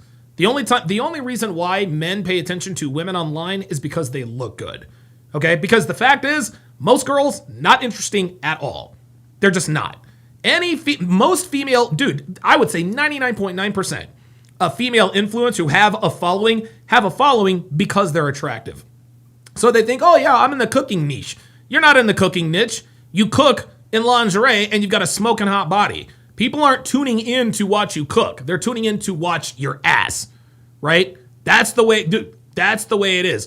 Dope Vigilante says, Don, you got to check out the new Jack TV loyalty test. The newest one is crazy. Okay, we'll do it right after this one. So shout out to Doke. Shout out to Doke, who's going to extend the show here. We will do the Jack TV loyalty test. We'll do that right after this. But yeah. The only reason why a woman is on social media is to get attention.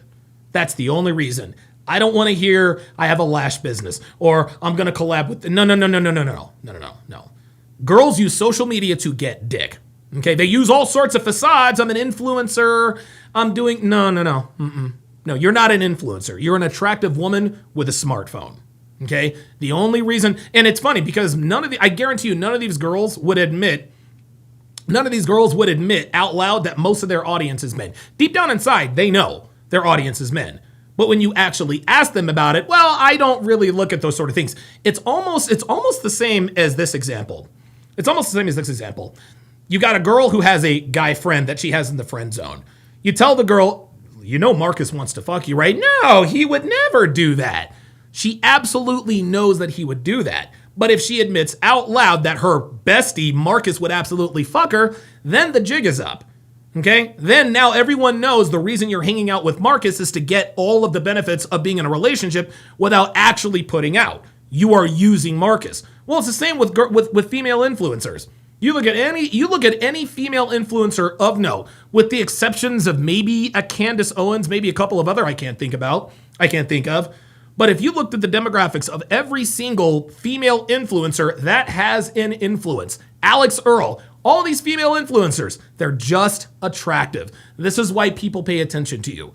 People didn't pay attention to Kim Kardashian for her sparkling personality. We paid attention to Kim Kardashian because she's hot. That's why. Don't let them, absolutely do not let these bitches fool you. So I said all that to say, do not commit to women who are on social media. If you do, you will eventually lose your woman to social media. Let's continue. So I'm kind of getting sketched out about everything, so I don't want to be wasting my time if she's doing something behind my back. Charlie drives both in-state and out-of-state. It's a lucrative job, especially when you drive far, but that's when Charlie's suspicions kick in the most. I'm literally on the road like three weeks out and then 2 days home. Oh, wow. How does that relationship work? Is she cool with that? Or yeah, I've talked to her before. Oh, no. Nope. No. Oh, God, no. No. Gentlemen, you cannot be, guys, oh my goodness. This was his first mistake. If you work for 3 weeks straight, but you're only home for 2 days, and then you're back on the road, that's not a relationship. Okay? You're being used. And the only reason why, and it's funny, you'll actually hear women, oh, I would love to date a trucker and this and that and the other. You have to think about the situation. Think about this. Anytime a woman talks about what she wants in a man or professions, think about what the hours of that profession are, right? So a woman saying, I would love to be married to a doctor. Well, obviously having a doctor in your house, if you have kids and something happens, he can help. Obviously comes with the salary, blah, blah, blah, blah, blah. That obviously would make it very attractive. On the other side, doctors work long hours, especially maybe if he's a trauma surgeon. Women this is another reason why a lot of girls, and they won't tell you this, but this is another reason why a lot of girls want men who are about their shit and make a lot of money. They know that high functioning men spend a lot of time away from home. Okay? They spend a lot of time away from home. Doctors, surgeons, pilots, lawyers, whatever the case may be. They figure, okay, I can have this life and have the status of being married and then have my sneaky link on the side. This is exactly the reason why this girl was cool with him being a truck driver. She can literally cheat and always get away with it. Except for, of course, now. Let's continue. I agreed to the job. She said it was fine. Maybe it's not anymore. Did she ever ask to go with you? Like on the Nope. drives? I know sometimes you guys have the cab. And you can... Nah, she'd rather be at home. Of course she would. Yeah, I think maybe do you see everyone's body language? I'm like, oh boy, this is bad. Everyone in the room knows what the elephant in the room is. Optimistic Realizer on the Rumble side says, wow, based upon this guy's schedule, we already know this woman is looking for other men without knowing the result of the test. Absolutely. he was trying to be supportive at first, and then when Mike Steele says, yeah, with that schedule, a guy like him should be spinning plates in different cities. Abso-fucking-lutely. 1,000% without a doubt. she started really feeling it, but you weren't there and stuff, now she's kind of, I don't know, feeling some type of way. Has she ever communicated to you, like she has a problem with it or anything? I tried mentioning it again, and she just kept saying, "No, it's fine, it's fine." So Yep. The reason why it's fine is because she's cheating. Arc Survival 22 says, "Isn't this a fake reality show? What are you talking about? This is not a reality show. This is a YouTube channel that catches cheaters." Ay, ay, ay. Guys, this is one thing that the internet has really, oh God. Everybody thinks everything is fake. Man, well, this is fake, that's fake. Bro, who told you that the loyalty tests were fake? Come on, man. I saw it, but she's not admitting to it. Have you considered driving less? I've thought about it, but the thing is, I'm trying to have a good future with her, like start buying a house. Oh, gotcha. So you're trying to stack up now. Yeah. And you communicated that with her? Yeah. Because like I even told her, like I would like her to come so we go see like the Silver Bean at Chicago, or the rock. Like I'm not sure, like where the steps where Rocky runs. Yeah, she can travel. Yeah, that would be Philadelphia. Philadelphia, my guy. Over the world with you. Yeah, it's crazy. She can literally get in your cab and just go. No, yeah, because like my parents did the same thing, and I want to do the same thing too. They enjoyed it. Oh, your parents did that? Your parents or your dad? Oh no! Oh no! Was a truck driver too? Yeah, my dad was an operator and everything. Nice. Has she shown it? Oh no! Oh no! Oh boy! Oh boy! Guys, this is a class. Oh my God, this is a classic case of, and his parents didn't let him down. Okay, but what this dude has to understand is that the women your father dealt with are not the same women that you're dealing with. Okay, back then your father didn't have to deal with dudes trying to get at her on Instagram all the time. And the only reason why that marriage worked, while he was a truck driver, is because she went with him. So now this guy has seen proof of concept. My own mother and father made it work. But he's not putting two and two together and figuring out, well, the reason it worked is because mom was with him. Okay? Your mother was with your father. That's why it worked, and that's why they're still together. You're out on the road 3 weeks on, 2 days off, and you think that's gonna work? Oh my God. Eesh. Oh boy. Interested in wanting to get involved with it with you, or she's kind of trying to do her own thing? No, I just want to do her own thing. Like I tried. Yeah, you cannot be with a woman who quote unquote wants to do her own thing. Ay. Because her own thing is fucking other niggas. To like rub it on her, but like not like forcefully. Right. Yeah. She's going to school and everything, trying to get her stuff. So what does she do? Oh my God, she's going to school for For it. she's just secretary at her cousin's law firm. Oh my God! Oh my God! Oh my God!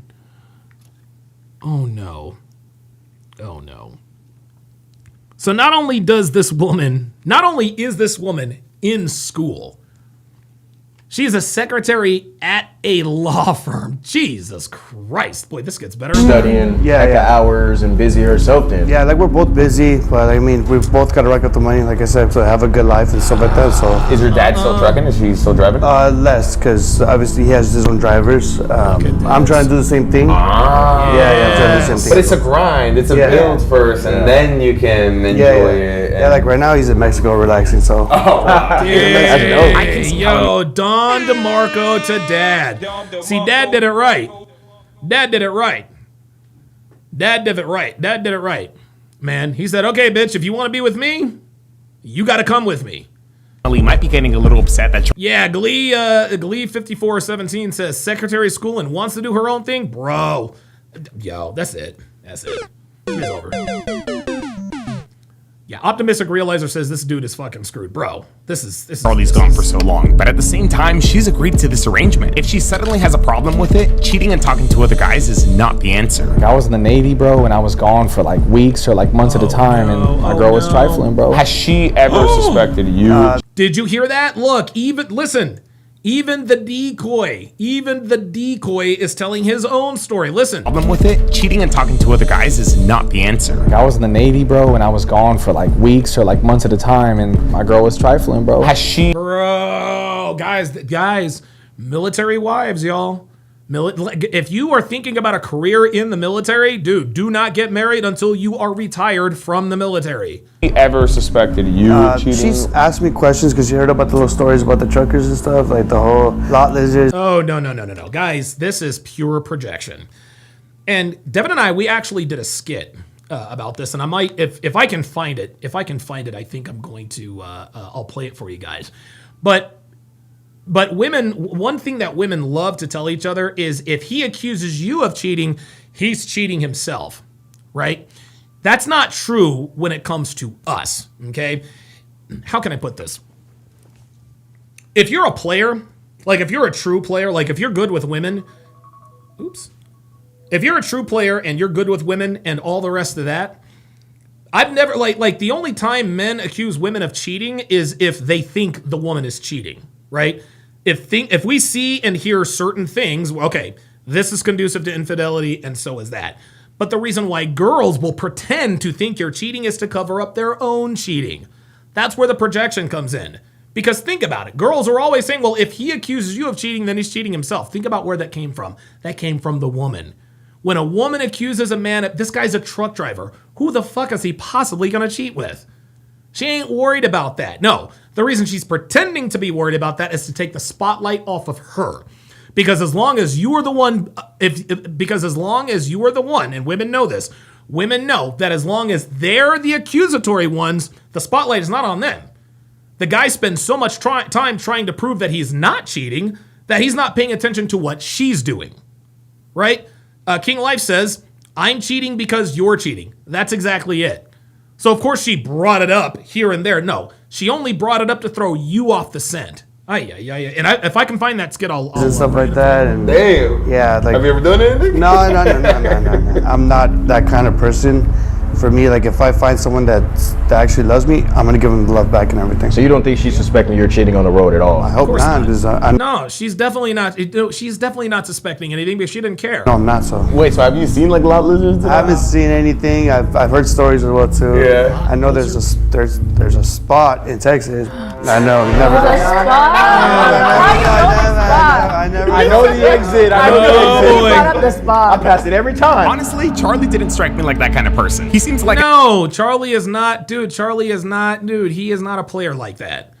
Charlie ain't out here like that. You can look at him. An honest, hardworking man. How do you think she's gonna react when she sees that? Yo, what the f***, you're not driving, you're here. I know she's gonna be very upset. I mean, if she's in the wrong, I could get mad too. Yeah. But if she's fine, then okay. Wow. So I've actually found the skit. So let me bring this up here. I actually found a couple of them, just to sort of educate you guys here. A lot of times I'll do these mid rolls. Okay, so here's the first one.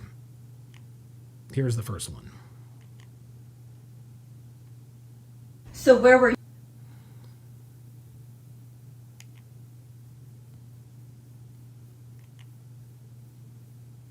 And shout out to the lovely and talented Devin. She absolutely hated doing these, but she did anyway.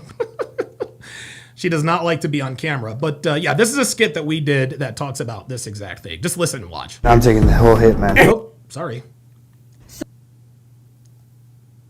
So where were you today? Work? So what time did you get off? 5:30. The same time I do every day. I don't believe you. Huh? Are you cheating on me? Cheating? What the hell are you talking about? You've been acting very strange lately. What? Your phone is always facing down. I do that to let you know I'm focused on you, not because I'm cheating.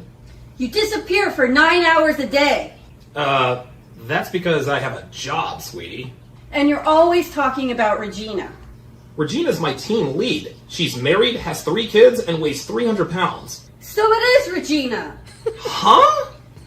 What you just witnessed was the age-old strategy that women use called accuse him of cheating to cover up my cheating, and here's how it works.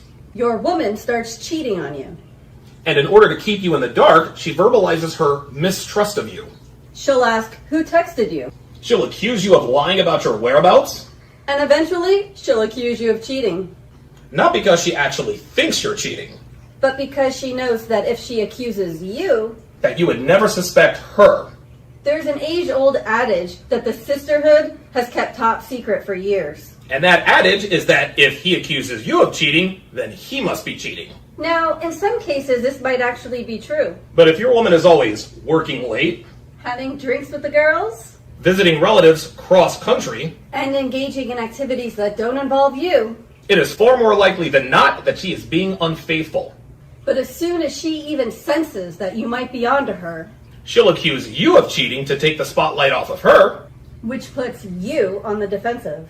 And when you're so focused on proving you're not cheating, You are not focused on her suspicious behavior. this is why so many men are completely blindsided by the revelations of their woman's infidelity. They never suspected anything because she was always accusing him. And because he was always defending himself. He never even thought twice about what she was up to. So if your woman ever comes at you with baseless accusations of infidelity, There's a 304% chance that she's being a 304.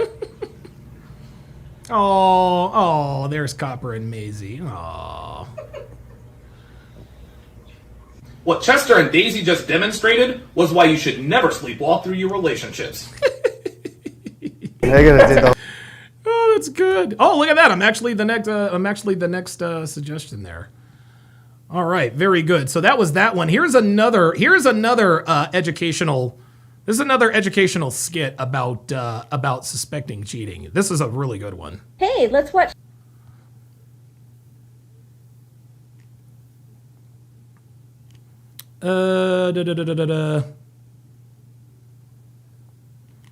Who's saying he's a one-woman guy? You made it.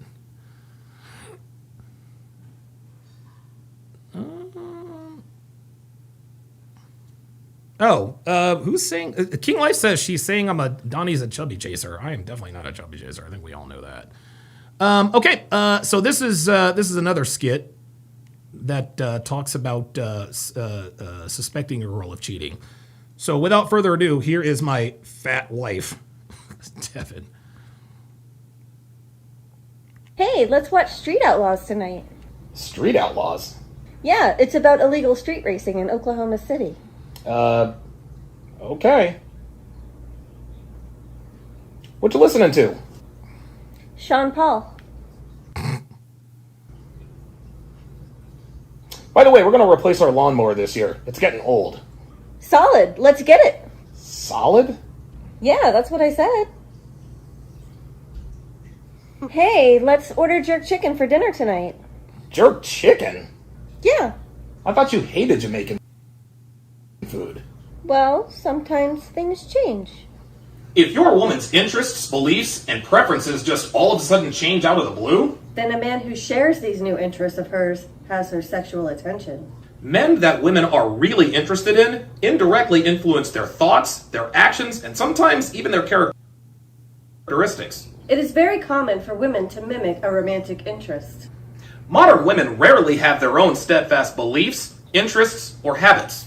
They believe what the strongest men in their lives believe. and their habits, interests, and hobbies are dictated by whatever is trending or whatever's popular. This doesn't make us terrible people. But this can be a sign that your woman is being unfaithful. Yes, women do change interests from time to time without the influence of a sexual interest. But in this day and age, there's a better than average chance that your woman is mimicking a man she wants to pursue. This is why you have to pay attention, guys. Countless men have been blindsided by their wives or girlfriends cheating. Why? Because they didn't notice the sudden shift in her beliefs, habits, or hobbies. Modern women emulate the men that they respect, love, and desire. Law number 41 of the 49 Laws of Sharp states, She rarely has her own beliefs. She usually believes what the strongest man in her life believes. any man who keeps this in mind and pays attention Will drastically reduce his odds of getting sucker punched by his woman's infidelity. Well, there we go. There we go. So yeah, that's just another way to sort of gauge, you know. There we are. Yeah, if your woman's beliefs all of a sudden start to change, if certain habits start to change, if she starts using terminology that she doesn't normally use, your spidey senses need to go up. Mike Steele with the $20 super chat says, real facts. Women say they're down with my corporate administration work schedule until I have to open casinos in other states and work 10 weekends straight. I didn't earn my 10% raise by spending more time with a woman. Love it.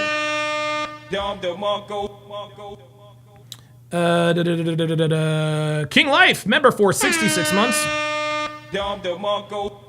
says when she suspects cheating, she's definitely cheating. Absolutely. Ken Rose with another $10 super chat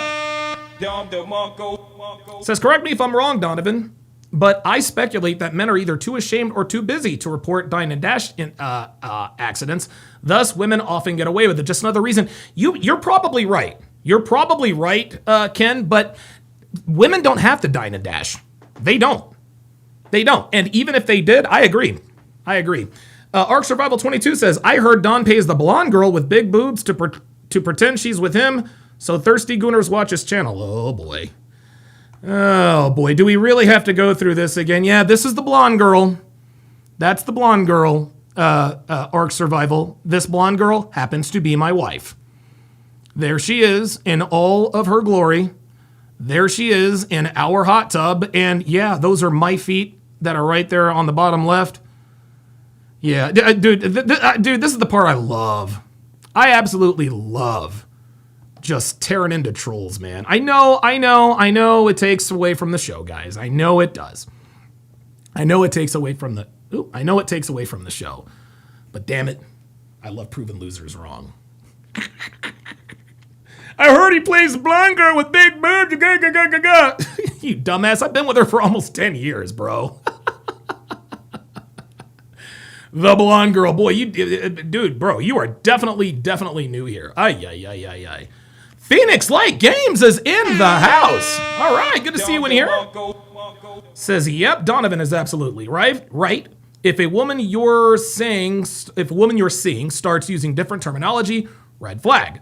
But if a woman is using terminology phrasing that you're using on a daily basis, green flag. Love it. Absolutely. Glee 5417 says women only dine and dash when they go to dinner with other women.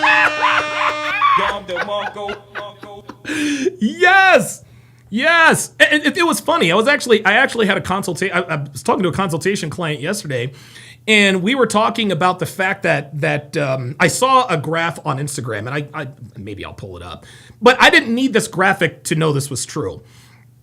The three kinds of relationships, women marrying women, men marrying men, and then men marrying women. Lesbian relationships, I think lesbian marriages, I think the divorce rate's like 78, 80%, right? Marriage between two men, the divorce rate's like 15%. Heterosexual is probably somewhere in between, right? The point is that women are the problem. Anytime women are involved in relationships, it's always doomed to fail. Because girl-on-girl relationships, those almost always fail. Guy-on-guy relationships never fail. Myron and I actually had this conversation on the air. The reason why gay guys are so happy and like happy is because they don't have to deal with the women. This is why gay guys are rich, because they don't have to deal with fucking bitches. Ay. Love it. And somebody tell me what a gooner is. I'm a Gen Xer, so I don't know what a gooner is.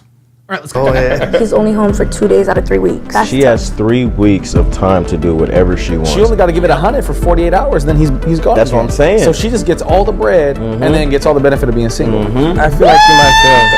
Oh my God! Do you hear this, man? Yo, I'm telling you what. One thing that a lot of these decoys. Oh my God. You guys have noticed that I've released a lot of shorts, and I've talked a lot about being the side dude, okay? And I've said this I've said this for years and years, okay? Being in relationships will teach you about women, but you will never, ever, ever learn more about female nature when you're the side dude. You'll learn about relationships being the main dude. You will learn more by being the side dude. These guys think about it. Daylon the decoy. Remember him? Daylon the destroyer. He actually hired Udi to do his loyalty test, and his girl failed. And now he understands on that side. Now that he and Daylon has probably been a side dude. This is why so many of these decoys understand which buttons to push, because they have an innate knowledge of female nature, being the side dude. Of course they're going to know what's going on. They're literally trying to be the side dude. Listen to this man. This man is talking like somebody who is a side dude. He's only home for 2 days out of 3 weeks. She has 3 weeks of time to do whatever she wants. She only got to give it 100 for 48 hours, then he's gone. That's what I'm saying. So she just gets all the bread and then gets all the benefit of being single. She gets all the bread, but gets all the benefits of being single. There you go. That's why she has no problem with this arrangement. I feel like she might fail. Dang, he's confident. Dr. B84 says a gooner is a guy who beats his meat. Oh no, I can't. I am physically incapable of doing that. It's not even about the game. It's just been that time spent away from somebody else and getting attention from somebody else. If she cheats today, I feel like she's been cheating. Hopefully Emily stays loyal, and hopefully she gets here safely, because the truth is, accidents happen every day. You see, if you've ever been hurt or in an accident, you're— Oh shit, man, I thought that was part of the damn show. God damn, Udi, look at this fucking car. Hopefully she gets here safely, because the truth is, God damn, I wonder who the fuck walked away from that. Accidents happen every day. You see, if you— She was handed a cup and didn't want to pay her anything at first, but Morgan & Morgan fought and clicked the QR code that you see on the screen. Number is ZFL. Morgan & Morgan for the people. Phoenix Light Game says it's the men that are fans of Amaranth. Yeah. Case. Thank you, Morgan & Morgan, for sponsoring this video. If she gives out the number, is ZFL? Yeah, it wasn't Amaranth on with Pearl. She was on with Nick Lee or somebody with, I think, Pearl, I don't know. That is a fail too. That's a foul. What if she's just doing it to be nice? There's no nice way. She has a boyfriend that's loyal. You're not supposed to give a number out to anyone. If she brings me up, then yeah, but that's no. What about if she gives out like her Instagram? Same thing. See, this guy knows. What's up, Emily? It's Sam. I was just giving a call, making sure you're still coming by later. Yeah. Okay, and then you got the address also? Yeah, I got the text. Okay, for sure. Yeah, just make sure you bring the hard drive over, because I can't transfer the photos over without it, all right? Yeah, I have it with me. I'll take Okay, it. shoot me a text when you're here and when you pull up, right? Okay, I will. To get Emily to the house, we had Charlie set up a simple but believable story. Charlie told Emily that one of his family members had recently gotten married, but unfortunately, the photographer at the wedding sucked. The photos and videos came out good, but the editing was horrible, so wanting help, Charlie supposedly told this family member that his friend Sam could re-edit everything, so Charlie was given the raw files, dropped them off to Sam, and Sam spent 2 weeks working his magic, supposedly. The re-edited photos and videos were now ready for pickup, but unfortunately, Charlie couldn't get them himself because he would be working, so he asked Emily if she could pick them up for him instead, explaining to her that getting everything transferred online would ruin the quality. To convince her, we instructed him to mention that he already asked other people, including his family, but nobody was free. And to make it feel urgent, we told him to say that this weekend was the only chance to get everything because Sam was heading out of town for another photo shoot. As a man, you always got to be ready to lose your girl. No, seriously, anything can be stripped from you, but never lose. Yo, I have another look, man. We all know that Daylon is our favorite. We know that Daylon is our favorite decoy, right? We know he's our favorite decoy. This guy is moving up the ranks. I've never even seen or heard of this dude. This guy has all the red pill knowledge. Holy shit, listen to this guy. Your kingdom that you built. Peace of mind is priceless. Whew, here we go. Let's get it. How you doing, Charlie? Just a little nervous, but Needless to say, Emily agreed to help Charlie. So Charlie gave Sam her number and Sam texted her throughout the week. We were hoping to film on Saturday, but they eventually locked in to meet Sunday. Sam came up with some good excuses to get her to the house, like telling her I got you, PLG. I was wondering why you hadn't come up, but yeah, that's cool. Get well soon, man. this was his home office and that he had to leave to that photo shoot Charlie told her about right after. She fully suspects you're on the road right now. Yeah, Sandwich says, W, bro, I think you've been ban shadowed. I had to resubscribe. Yeah, guys, listen, man. I showed proof of me being shadow banned. I have hard proof of me being shadow banned. I have millions of views on Facebook in a 1 month period. Since I changed my video strategy, millions of views on Facebook.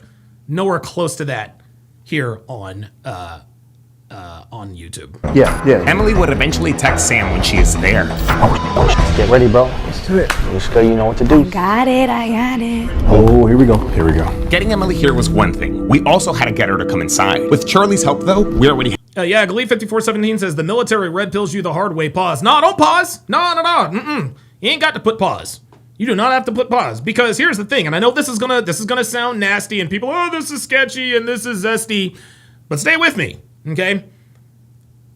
The red pill, as it's called, men don't take the red pill the way you normally take pills. Ever heard of Preparation H? The red pill is not really a pill, my friends. It is a suppository, okay? It is a suppository in that this is how life-changing, and obviously you guys know I don't mean it in that type of way, right? Because if you take the red pill, you can throw it up. You can spit it back out, you can throw it up. When it's a suppository, oh no, bro, it is in your system. It is in your system. So no, yeah, the military will red pill you the hard way. Faux show. Yeah, Robert Anderson says most guys never take it willingly. You're exactly right. You are exactly right. The red pill was a suppository. Now here's the thing. There are some guys who actually chose to take the red pill through the mouth. Unfortunately, I wasn't one of those. I had to learn those lessons. I'll put it to you this way. Men who are red pilled the easy way, in other words, they were raised with a strong masculine father, strong masculine leader, they take it through the mouth. They take it through the mouth because it was gently given to them as children. They got to see it all. They got to see it all. But man, dude, I was 32 when I found this community. I did not take it by mouth. It was absolutely squat and cough type shit, for sure. So Robert Anderson says it was the toughest pill I ever had to swallow. If the red pill was the toughest pill you ever had to swallow, you didn't swallow it, my guy.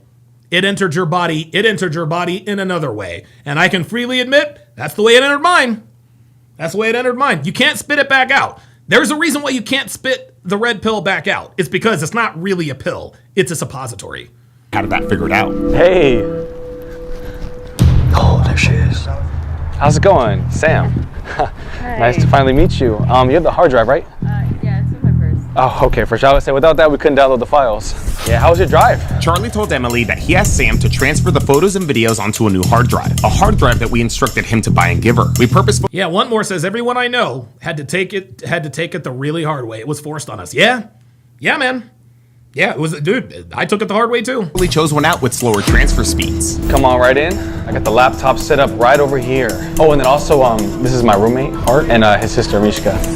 Yeah. But like I was saying, yeah, the photos came out really good. I think Charlie's really gonna like them. Sam was about to commence a transfer, which in reality was random wedding photos from Google and very large old video files. Because of this, we put a privacy screen on the laptop so that Emily couldn't get a good view at the transfer time. Do you have the hard drive? So I can start initiating the transfer. We were hoping the large video files would take hours to transfer onto the slow hard drive. Not because we wanted to keep Emily here for that long, but because it would come in handy later on in our plan. For now, Sam had to make Emily believe that she would only be here for a short time. Yeah, it should only take like 15 minutes, like really quick. Yeah. But I don't want to be a bad host. If you just want to, come take a seat, I'd feel really bad if you were standing, you know what I mean? Do you want any water or anything? Or you're good? Okay, for sure. Emily agrees to stick around, and Sam seats her exactly where we wanted her. Earlier today, we removed all of the seating in the room so that she would have no other choice. It was now up to Mishka to break the ice. Oh, do you want a cookie? We just had a Friendsgiving. I made cookies. Yeah, I need them sugar-free cookies. Very Sugar-free good. cookies? Yeah, I can't. Oh, come on, Nandun. What's the point? I'm gonna bring them all. I think it's a good thing that we had Mishka here, because honestly... Hold on, sugar-free cookies? No. When and if I ever decide to drop sugar, I'm not eating sugar-free cookies. Bro, she probably would have been a little uncomfortable, maybe. The fuck? Yeah, with two guys. Yeah, 2 guys for sure. Look at that. Ooh. Oh, they're big. They're big, I know. But they're so good. Try. I know when this happened. I know when this happened. Oh my god, I know when this loyalty test happened. Guys, this is the kind of, oh my god, this is so funny. This is so much fun. This happened on a Thursday.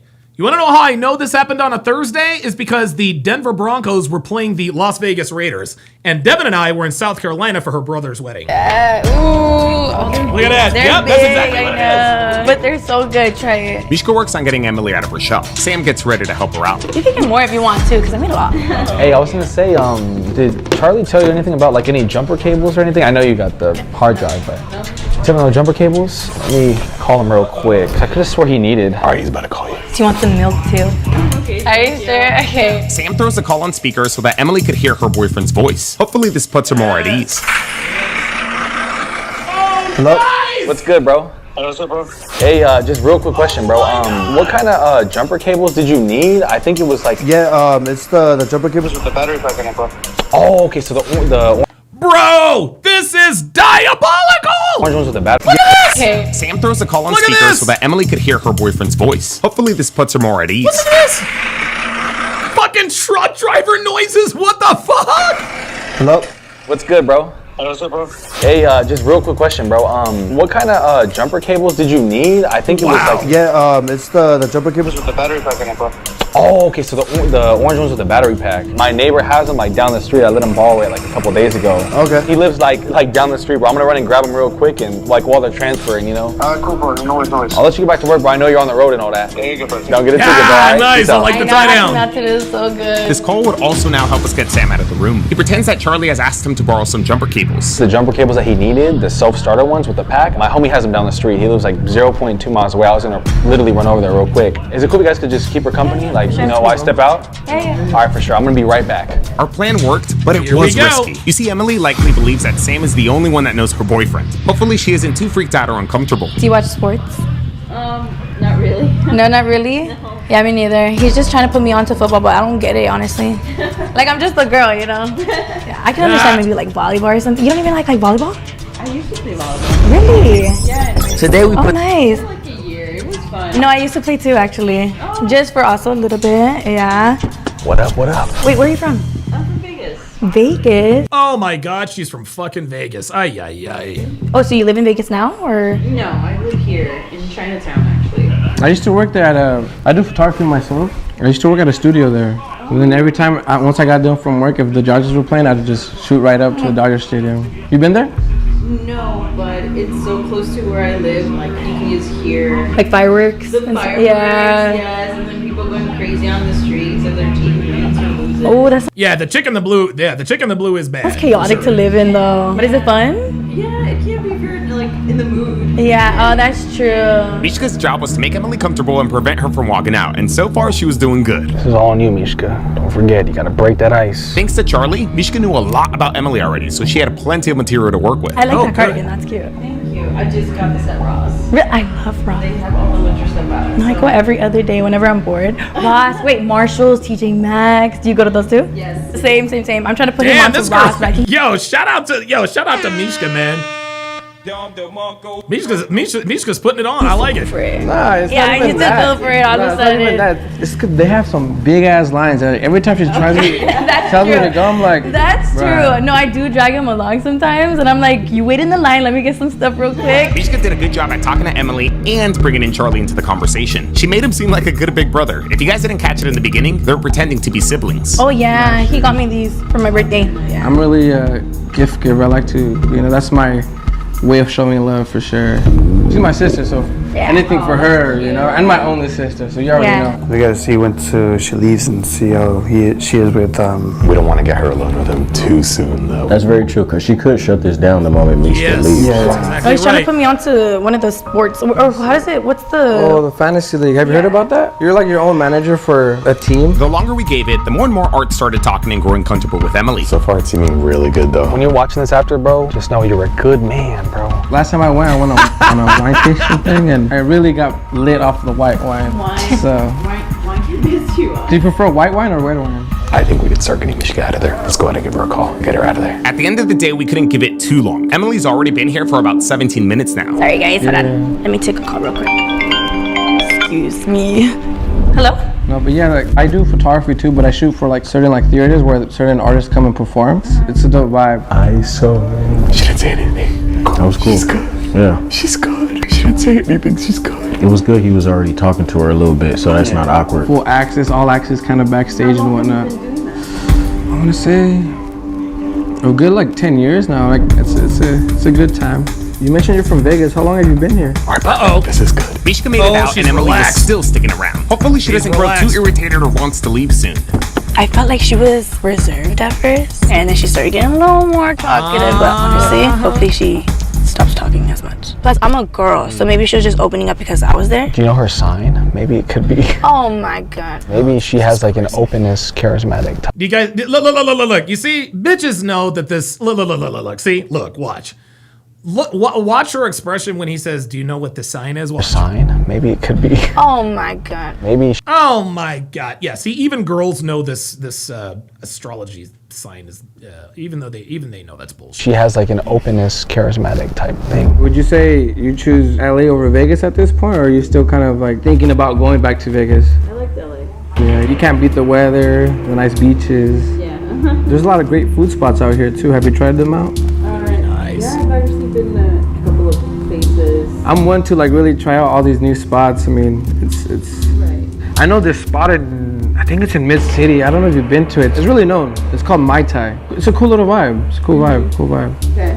Yeah, I've been hearing a lot of great reviews though. I don't know if you like Thai. Do you like Thai? Yeah, her body language is closed right now. Oh, I love Thai. Oh. Yeah, it's. I mean, I don't know what else you got going on, but it's literally down the street. I mean, if you're free tonight, I mean, you can join me. He's already going for it? We're like 3 minutes in, Thai, so. Yeah, it's been all over Instagram. Yeah, I've been trying to go. I mean, we can go. I have a boyfriend. I have some stuff to do. Oh! Oh boy! Oh boy! What just happened, gentlemen? That was not a rejection. That was a shit test. That was a shit test. I have some stuff to do. It's either, so that was a shit test. Okay? Either she's shit testing him, obviously for attraction, or she might know she's being tested. We might know she's being tested. I remember the last loyalty test we did, the girl clearly knew she was being tested. She didn't even say I have a boyfriend. She just said I have stuff to do. The point is, and here's the thing, this is why I know, and it is possible that she might know she's being tested, but if she did know, she would have said, I have a boyfriend. She didn't say that. She said, I have stuff to do. And I hear you. It's getting a little late, but how about this? Let me get your number, and then let me know. Let me unlock this real quick. Okay, first off, I didn't expect Art to make his move so quick. That was only a couple minutes after the ISO. Maybe he felt like he had to though, because Emily's been waiting here for well over 20 minutes. Maybe he was scared he could lose his chance because Emily could grow impatient or just walk to her car. Now, thankfully though, Emily did turn down Art. However, interestingly, she didn't bring up Charlie. I mean, we can go.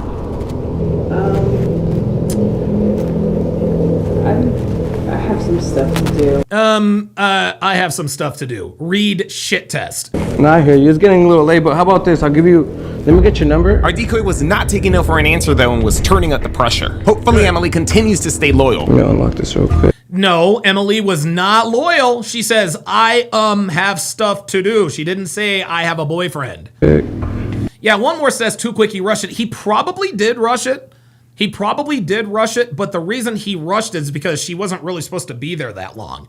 However, the true players know that no matter what a woman has to do, when you are in the middle of a seduction set with a woman, when you're talking to a woman trying to escalate, time stops for them. They don't, when you're talking to women and when you're talking to an interested woman, time stops. Time stops, okay? You don't want to be talking to a woman who's always looking at her phone you'll notice that when a woman is talking to a guy she actually likes, she's not paying attention to her phone. She's not checking the time. Time stops. They don't even realize it. You let me know if you're available tonight. If not tonight, then you can always try another night. Oh my I know God. You're super busy today. You've been, running around. Ooh, you guys catch that? Is she thinking about it, or is she being hesitant because she wants to say no? Run it back one more time. No. You let me know if you're available tonight. If Look, not tonight, she leans forward. This is already you can a always try fail. another night. I know you're super busy today. You've been. This is already a fail. Running around. So. Damn. Told you. It seems like Emily wasn't gonna do it, but in the end, she ends up getting art. See, and this is the difference between us and them, guys. Okay? Men who are not red pill aware would have said, oh, she said, I have stuff to do. She passed the loyalty test. And maybe Udi, maybe Sergio said that, I guess, for his audience, but Sergio knows. Sergio has done enough of these. He knows what the difference between a shit test and a rejection is. And this'll, I have stuff to do. And guess who else picked up on it? The decoy.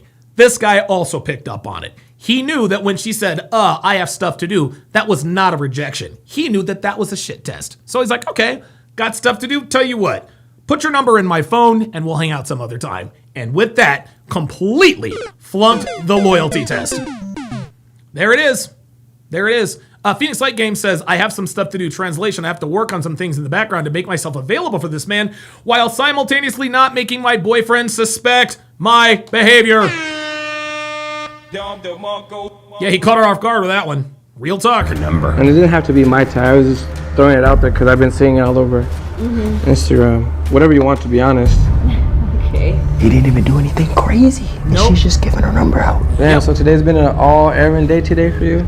Yeah, literally. I'm here for the photos. That was like over half an hour drive, and then. I feel like what you need now after all that is like a little spa day or something, you know? Yeah. I feel like you deserve it. Right. Ooh, bro, that easy. She giving it up this easy right here. What do you think she doing? She didn't give her a choice though. And she could have been like, I got a boyfriend. I can't do that. She didn't mention my name not even once, bro. Yeah, she didn't say anything. I know a really good taco spot I can take you to too. They have the best asada tacos. Like the way they like have a little Wait. He said, what? Hold up. Take you to too. They have the best asada tacos. Asada tacos. Yes. Oh, wait a minute. Asada tacos, isn't that steak? Asada, carne asada, I think, maybe. Like the way they like have a little sazon to it, like the Oh, way the they make it sazon! is so fire. That's like one of my Fuck, now I want fucking tacos. Now I want steak tacos. go-to spots if I'm ever like downtown area, because it's in downtown. Yeah. God damn it. You said you got errands to do. What kind of errands you got going on? Emily did give out the number, but is she just uncomfortable, or are her intentions really to cheat? You think she just gave It does not matter what her intentions are. She gave another man her phone number and has not mentioned her boyfriend.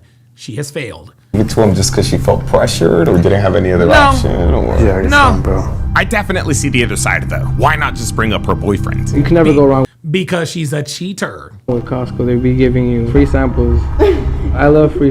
Like it's Dude, yo! Doug, I like free shit too, especially tacos. free is even better. Hell right? yeah! Every time I've been to Costco is when my friends have stayed with me. My friend has a membership. She'll let My me know friend if has she's a going, and I'll membership? go with her. It's cool. I'm gonna grab a water. You sure you don't want one? I'll take one. Oh, now she'll take one. Now she's gonna take a water. Oh boy. As planned, Art eventually gets up after making his move. You see, we knew he could only do so much with the little time he had. But was this already a fail? Or did Charlie want to see more? Yep. Well, we've had something working in the background that would allow Charlie to take this thing further. Didn't they say it was gonna take like 15 minutes? Yeah. Cause now it's showing that it's gonna be done in 2 hours. Yeah, look, come take a look. Okay, so we've set this up for you to have one of two choices, bro. If this is a fail for you, it's a fail for you. Or we This wait is- and it's see already if a she's fail. actually willing to go out with this guy. Already a I don't fail. think she's gonna wait these 2 hours for the hard drive, so she's gonna have to come back. Yeah. Maybe she comes back tonight, or maybe she comes back another day, and we see if she actually ends up wanting to go out with him. Okay. But yeah, your call. It's whatever you think. Let me call Sam real quick. Maybe he knows something. Art gives Sam a call, cueing him and us that he's done. Everyone's now just waiting on Charlie's decision. Yo, I just passed by the computer and it's saying that it's gonna be done in 2 hours, bro. What do you mean 2 hours? It's saying 2 hours now, bro. You didn't mess with it, or like you didn't bump it? Nah, bro, I swear. This says 2 hours now. Yeah, let's go to the second option. You want to go to the second option? Second option. I'm gonna take a look at it when I get back. I'll be home like right now. All right, peace. Dad, I'm sorry.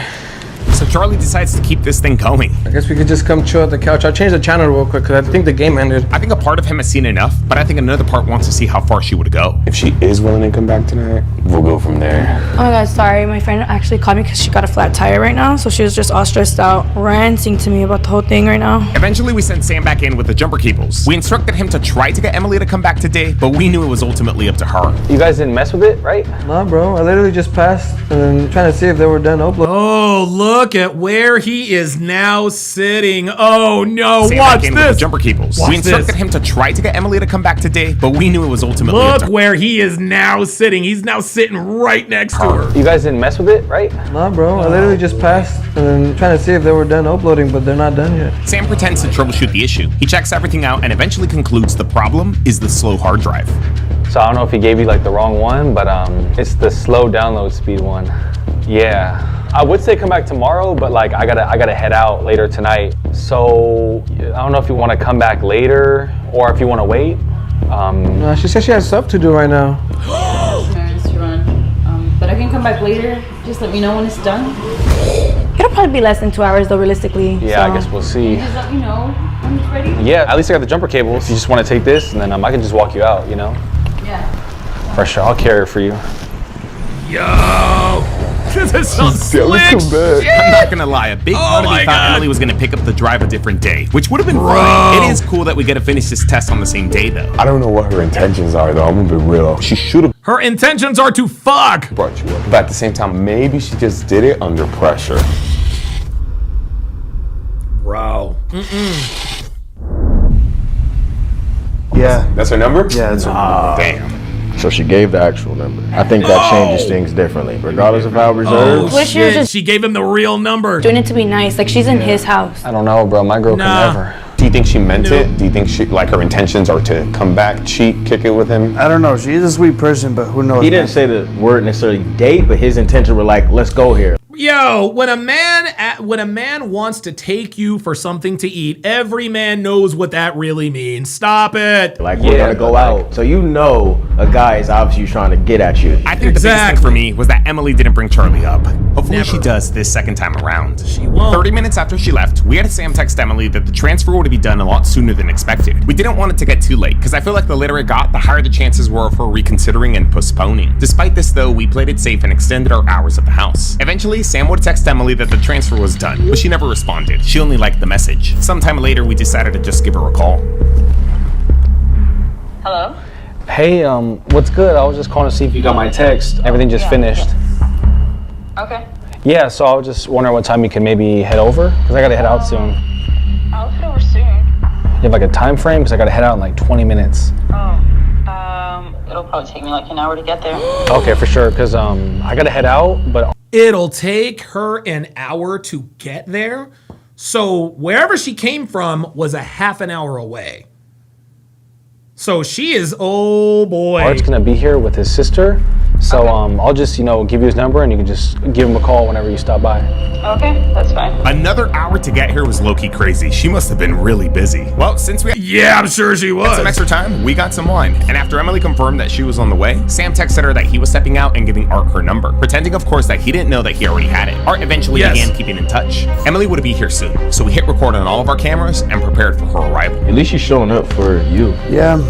Hopefully this is it. I'm not gonna lie, when thinking about it, the odds are stacked against Art. If Emily has been running a bunch of errands, there's a chance that she comes over, is super tired, and doesn't want to do anything with him at all. I've learned Or she might be super tired from doing other things like fucking. Mike Steele says she fucking right now. Hell yeah, of course she's fucking. Gotta stop giving benefit of the doubts to potential cheaters. A real solid. Yo, Daylon! Day fucking Lon is about to drop some fucking knowledge.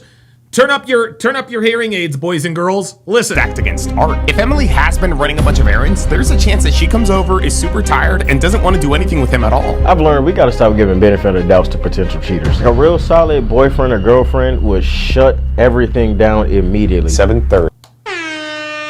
There you go. Daylon is saying what we all do. Daylon is saying what we all think. We gotta stop giving the benefit of the doubt to potential cheaters. Because if you have to, guys, here's the deal. If you have to give a woman the benefit of the doubt, that is going to increase doubt. If you ever have to say, well, I'm going to give her the benefit of the doubt, your relationship is already over. It's already done. It's already done. You should never have to give your woman the benefit of the doubt. If you have to give her the benefit of the doubt, that means there is doubt. And where there is doubt, there's smoke. And when there's smoke, there's fire. As in fire your girl. Hey guys, she'll probably be here around 7:45, 7:50. Hello? Oh, he's getting a call. Is that it? Oh, I think this might be it. All right, give me like 2 seconds. You just told me to show you real quick before I unplug it. Okay, let me meet you right up front. Emily had arrived, and Art makes his way to go retrieve her. All he's got to do now is get her to come inside again. Oh, what's up? Good to see you again. How's everything? Come on inside. It's cold out here. So Sam said it's done now. You just gotta make sure before I unplug it. He just told me to confirm with you, make sure everything's good. How's the drive right now? Art leads Emily to the computer, intending on showing her that everything was complete so that there were to be no future issues. Oh my god, bro. Oh, she came. After getting the drive, Emily can leave. So this is either going to be the shortest quote-unquote day 2, or she's going to choose to stick around. It's crazy. Look, it's all done here, it says. You just told me to double check with you, look. Emily inspects everything to make sure it looks good. She has no idea that she's looking at Google Photos and AI. Even if she calls us out on it, none of that matters now. The moment of truth is right around the corner. Okay, cool. Let me just unplug it real quick. Let's not make that mistake. There you go. So, how was your day? Busy. Did you get your errands done? Yeah, I did. She could leave right now. She can leave any moment. She has the hard drive. Okay, where'd you end up go grocery shopping? Sprouts. Okay, Yeah, okay. so I'm pretty much set for the week. Nice. And you said you went to go wash your car? Did they come detail it or you went? No, I went to. You hear the giggling? Those with the giggling, see, the giggling is involuntary. She's clearly, and guys, her being turned on by this guy is not the fail. Okay? The fail is she gave him the phone number. The vacuums. Okay. That's cool. Yeah, I be taking my sweet time. I want to make sure every little crevice is nice and tidy. Yeah, Yeah, same. Yeah. What's up? Were you able to get yourself something to eat though after or what? She didn't take off. No, I have leftovers at home, so. Another shit test. I have leftovers at home. These are not rejections. These are shit tests. You're not gonna eat your leftovers. How about we go out and eat? There it is. Dude, this is master level game. I've got leftovers at home. Are you really trying to eat leftovers? Of course she's not. And that's why she giggled. You come and join me. Right now? I mean, you said you're done with your errands, right? Yeah. Well, we here. Let's go to that Mai Tai we were talking about earlier. I have a man say it. She's low-key smiling. I mean, it's down the street. It's not that far. Plus, I heard they close late, so we got some time. What's down? This is already a fail. This is already a fail. The fact that she is sitting here agonizing this decision is a fail. She still hasn't brought up Charlie. She still hasn't said that she has a boyfriend. I don't know. She's thinking about it too much. Yep. She's thinking about it. It don't matter. The fact that she is thinking about it is a fail. I feel like if we go, I can get to know you a little bit better. I know we just met earlier, but I like the vibe you give off. How far do you say it is? Oh! Now we have reached the point of the sale where she is asking buying questions, you guys. I tell this all. Listen. I use this example all the time. You sales guys know what are called buying questions, and I'll harken back to my mattress days. If I had a customer come in, hey, Mr. or Mrs. Customer, what are you looking for? I'm having back problems. It's always the same thing, okay? It's always the same thing. How many coils does this have? It's not a buying question. He's fishing for stuff. How many coils? Does this, what's another? What is the fabric made out of? Can I lay on this one? Okay. Those are not buying questions. Here's a buying question. Do you deliver? That's a buying question. You're thinking about it. You're thinking about the mattress. Okay. Do you deliver? What kind of warranty does it come with? That is a buying question. Do you have this in a California King? That is a buying question. Okay? How much is it? Is a buying question. Now, here's the thing. Depending on when they ask it, and I'm still talking about mattresses here, depends on how genuine they are. If they ask how much it is right at the beginning, they're not serious. Because you haven't had time to give them the features or benefits. They're just looking for a reason to disqualify. Right? So if you're talking to a customer for 2 minutes, okay, well, how much is it? You don't have enough information to make an informed decision. This is why you're asking how much it is, so that to give yourself a reason to get up out of there.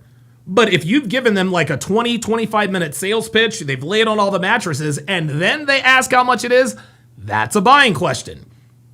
Now let's go back to the man-woman thing. If you approach a girl, hi, I'm Alex, I have a boyfriend. That is not a shit test, that is a rejection. But if, hey, I'm Alex, hi, I'm Emily, hey, so are you from around here? You're talking, you're escalating. You know what? You seem pretty cool. Here, put your number in. We'll hang out. Okay? If she says, I have a boyfriend, that's not a rejection. That is a shit test. Okay? The difference between a shit test and rejection is all about timing. Okay? So now we hearken it to this particular example.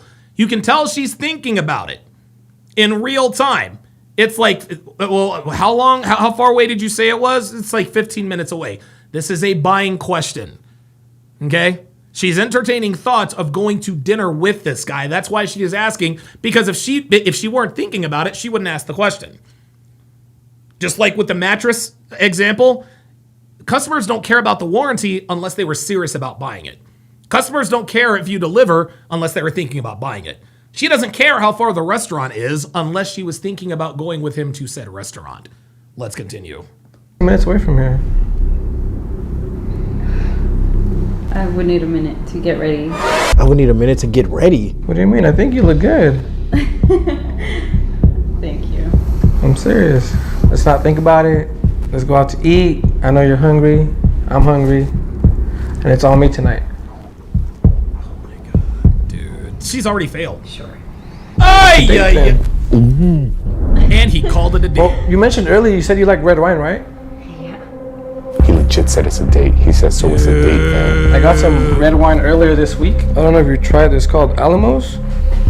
Oh. Honestly, I just got it because it said Argentina, and I was like, all right, let's give it a shot. It wasn't bad that she showed up twice. It was out the intention to do for him. But yes, you know what this man's intentions were. He wants her, and she not denying the attention. There you go. There it is. Push this down. Show me. You seem more of an expert than I am. No, I'm actually not. Oh, there's the snowflaking as oh, here, show me. You seem more of an expert.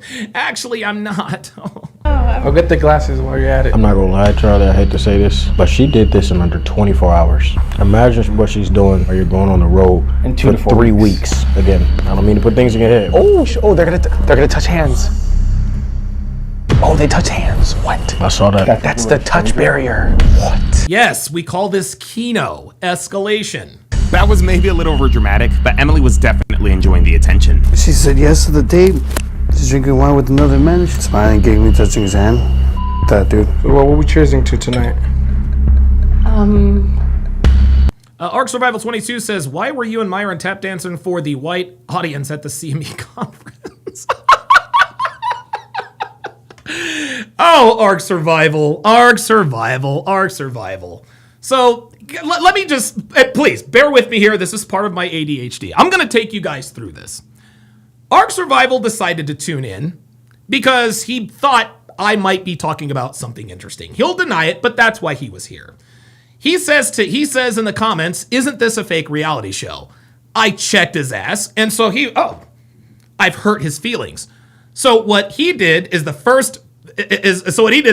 the skit, I heard Don pays the blonde woman with big boobs to pretend she's with him so thirsty gooners watch his channel. He knows nothing about me. He knows nothing about me at all. He knows nothing about me. He now knows that I'm married to this. He knows that I'm now married to this blonde woman here. Yeah, the prostitute you said that I allegedly hired. He realized that he's like, oh shit, I got it wrong. Devin actually does look good. So you want to know what he did? He went and he Googled Donovan Sharp. He went and Googled Donovan Sharp and got all the trolly shit that has ever been said about me.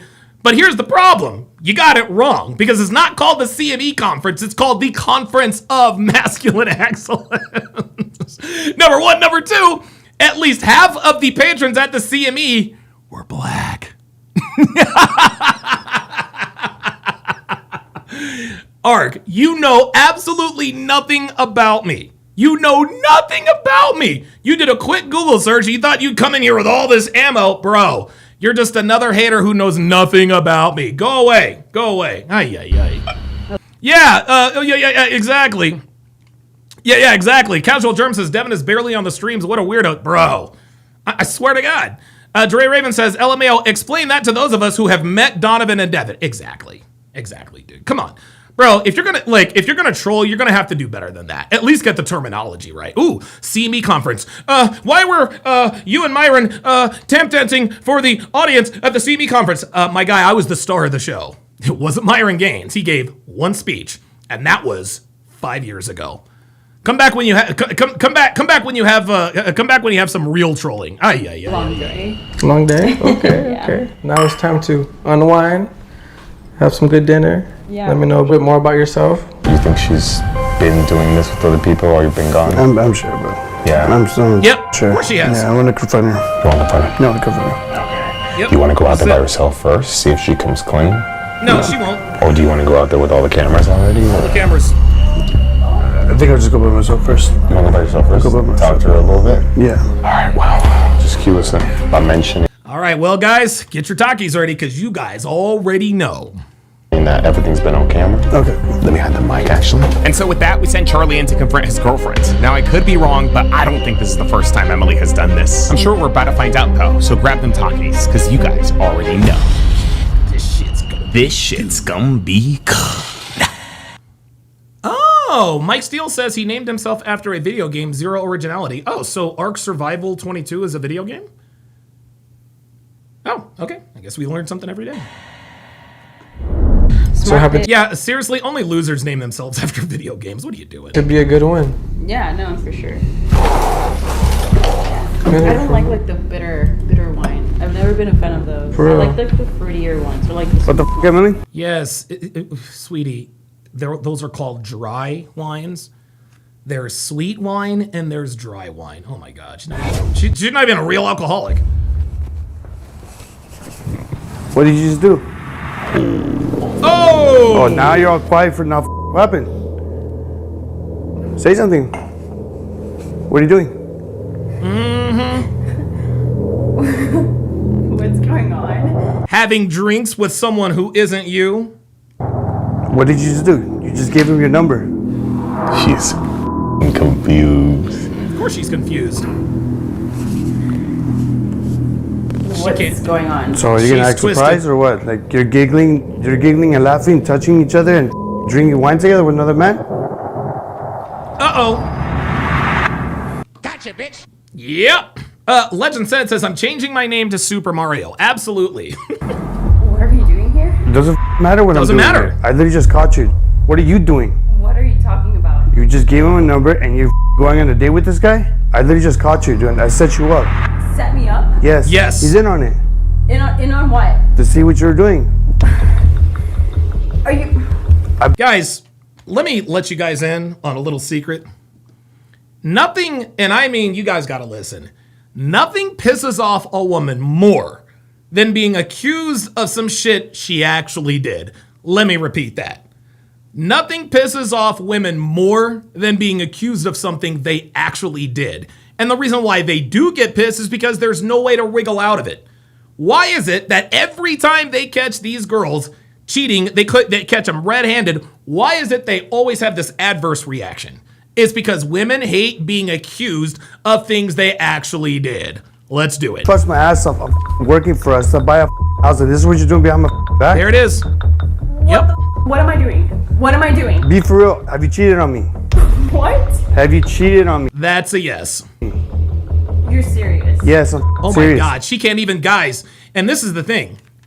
She can't even tell him, and this is something weird about women. This is something weird about women. Only the truly diabolical women can lie to you and not get caught. Okay? If a woman, I'm 48 years old, I've got all of this knowledge and experience. If a woman could ever get away with lying to me, she is absolutely diabolical. Because I could easily tell you that this bitch is absolutely cheating. Okay? But she's not diabolical yet because she actually is letting the truth slip in.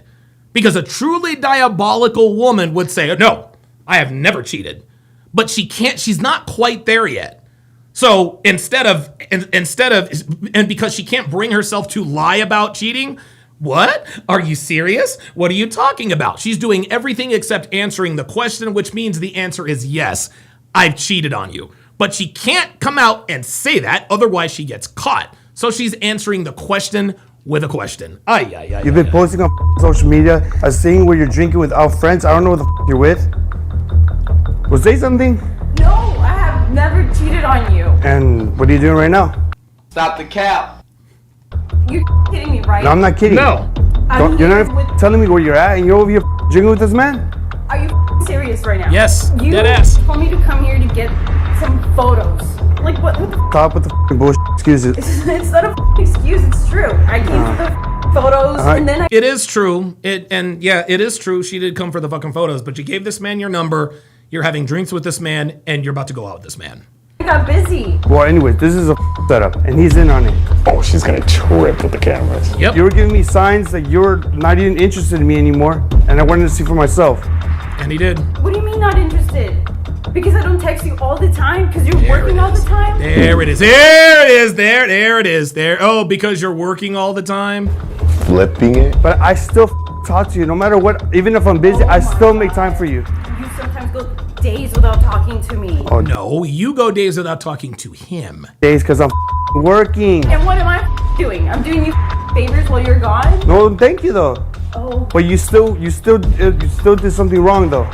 What did I do wrong? You cheated on me. How? When? When did I cheat on you? What are you? Bro.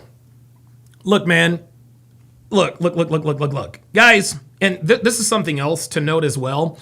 You're never going to catch your girl cheating. Ever. You are never going to catch dick in ass. You're not going to, okay? This is why we tell you guys to trust your gut. Because when women defend themselves, they think, well, if he didn't catch me red-handed, I can deny. And he's about to dump this girl for the wrong reason. He's like, I'm dumping you because you've cheated on me. She hasn't cheated on him yet, but she is definitely engaging in activities that will most assuredly lead to cheating. So it's almost like he's trying to let her out the back door. You're cheating. No, I haven't. Guys, you will never, ever prove that your woman is cheating. You're never going to prove it. Go with your gut. You don't need evidence to prove a woman is cheating, guys. What are you doing right now?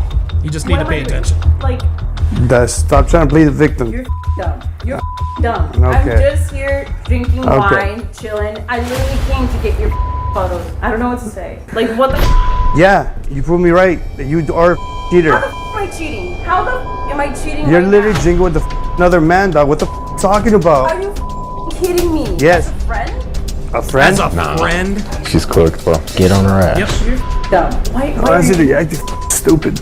You're stupid. I swear. Shut the f*** up. Wait. Don't call me stupid. You are stupid. Dude, we're fucking. Jesus!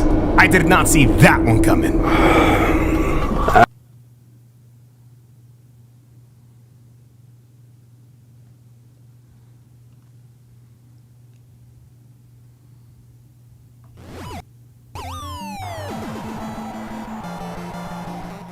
Bruh. What did I tell you? What did I tell you? Nothing pisses off a woman more than being accused of some shit she actually did. And now, we're at the point where she is literally assaulting this man.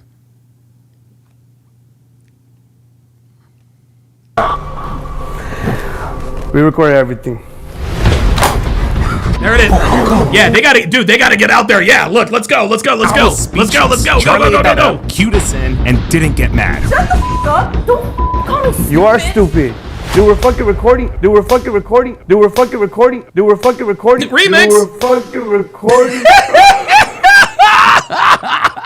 Remix, yo! They just remixed this. This is great. You are stupid. Hold up. Here we go. Dude, we're fucking recording.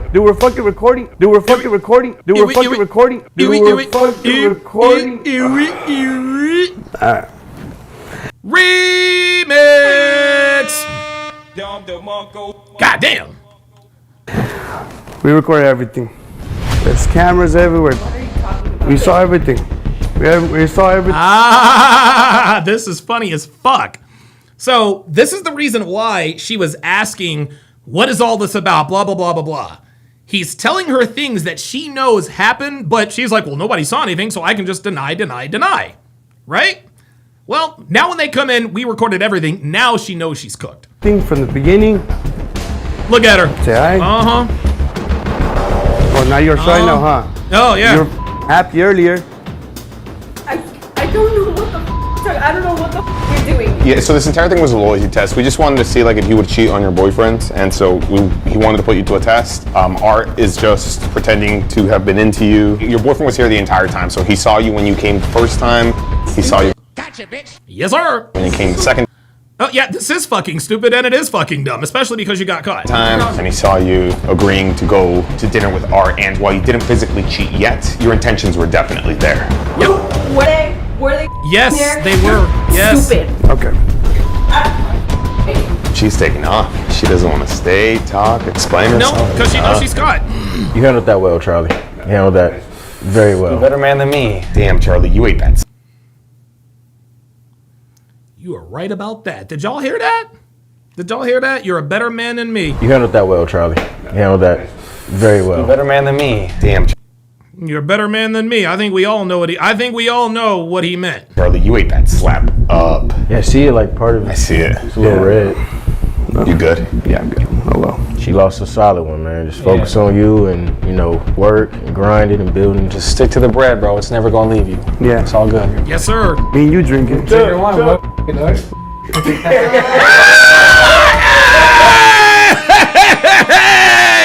That's what's up. He's like, yo, drinking to another hoe bites the dust. Yes, sir.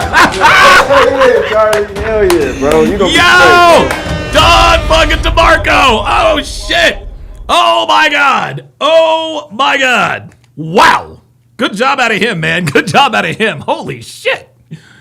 Oh, boy. Okay, so we are going to react to a Jack TV loyalty test, but I'm going to leave it up to you guys because I think I know this one actually has NBA YoungBoy in it, I think.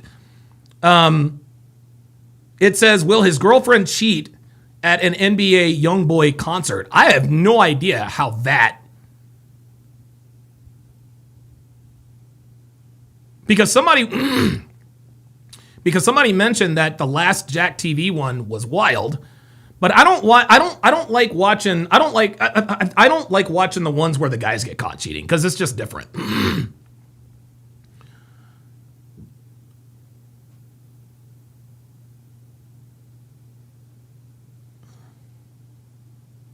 I don't know, man. It might have some. Is it going to have like copyrighted music? I don't think it's going to have copyrighted music. I don't think so.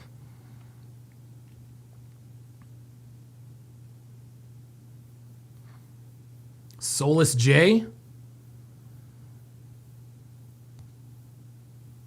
All right, I'm gonna leave it up to you guys. Then we'll do the hard R. We'll do the hard R after this. Oh yeah, before we do that, yeah. So before we break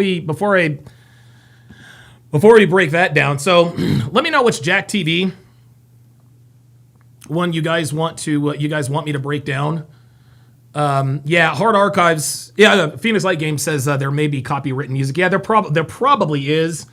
So I'll probably have to. Yeah, I'll probably have to screen that one first. Probably have to screen that one first. Anyway, when it comes to the whole ICE versus Minneapolis, I don't have a problem with, people starting the GoFundMe, for the slain woman's kids. They didn't ask for this situation. Kids don't get to pick their parents. And it sucks that she died, but you want to know something? She fucked around and she found out, man. And the interesting thing is we heard all of the usual suspects, guys. We heard all of the usual suspects. She was trying to leave and he didn't know, like Jay Blaze said earlier, that ICE agent has internal bleeding from having been contacted by that car. That woman absolutely positively, and here's what I think happened. Here's what I think she was thinking. Here's what I think she was thinking. I think she was going to agitate and aggravate ICE all day long. She knew inevitably one of them was going to get in front of her car. She knew at the first opportunity she was going to run him over. I think it was definitely her intention to run him over. And here's why I think this way. Because think about where she is. She's in Minneapolis. She's in Hennepin County. She could run this dude over, okay? She thought she was going to get away with it. And you want to know something, guys? She might actually have. Because think about this, guys. Let's say the ICE agent doesn't get his shot off. Let's say that she does run him over and kills him. Remember what happened with the Carmelo Anthony, Austin Metcalf situation? Carmelo Anthony, that nigga is as guilty as sin. That little nigga is going to spend the rest of his life in prison. That little nigga is absolutely guilty of first-degree murder. He's guilty. Niggas know he's guilty. So what did they do? They raised, $600,000 for his defense. Now, that obviously has fallen flat because other than tax time every year, the EBT community shows us once again what they would do with reparations. Okay? Carmelo Anthony, the Anthony family, they got $600,000 in reparations. And what did they do with that money? They blew that fucking money faster than they can get it. SUVs, renting out $1 million homes in the gated community, all this other kind of stuff. Now, Carmelo Anthony is having to go in and register as indigent. This dude is going to go to trial with a public defender who is most definitely going to escort him directly to the electric chair down in Frisco, Texas. Straight up. Okay? So if you want to know what niggas would do with reparations, look no further than the Anthony family. But I digress. This woman knew. And this, I guarantee fucking to you. This woman, she had to have known this. She knew. She's like, you know what? If I run this dude over, they are not going to be able to find 12 individuals in Hennepin County who will find me guilty of this crime. Not only that, everyone, the social justice warriors will come through and they'll do a GoFundMe. And I'll have $1 million attorney and I will walk out of that courthouse a free woman. Guys, that is exactly what would have happened. That's exactly what would have happened. Somebody was going to die that day. It was either going to be an ICE agent or it was going to be the woman. This woman knew in her head the jurisdiction. She knew the climate. She knows that people in Minneapolis don't like ICE. She knows all this. She knew beyond the shadow of a doubt that if she ran over that ICE agent, she would have absolutely gotten away with it and probably would have gotten a bag. She probably could, dude. Honestly, they probably would have raised $2 million, $3 million for this woman. Spends maybe 500 of it to $1 million on a trial. Instant millionaires. Why? For taking out an ICE agent. She knew this was happening. This is why she was smiling at everybody on the camera. She knew she was protected. She's like, dude, I can do whatever I want. No one's going to convict me of anything. Now, what she didn't count on was what actually happened. She didn't count on the fact that the ICE agent would actually draw down on her and squeeze the trigger. She didn't count on the fact that the ICE agent she tried to run over was actually, I think he was dragged by a car not 1 week before the incident. She didn't realize that. It was a confluence. It was a perfect storm for something like that to happen. Somebody was going to die that way. Somebody was going to die that day. Unfortunately, somebody did die that day. Somebody died that day. And think about this. Think about what the other side would be saying if she had actually run over the ICE agent.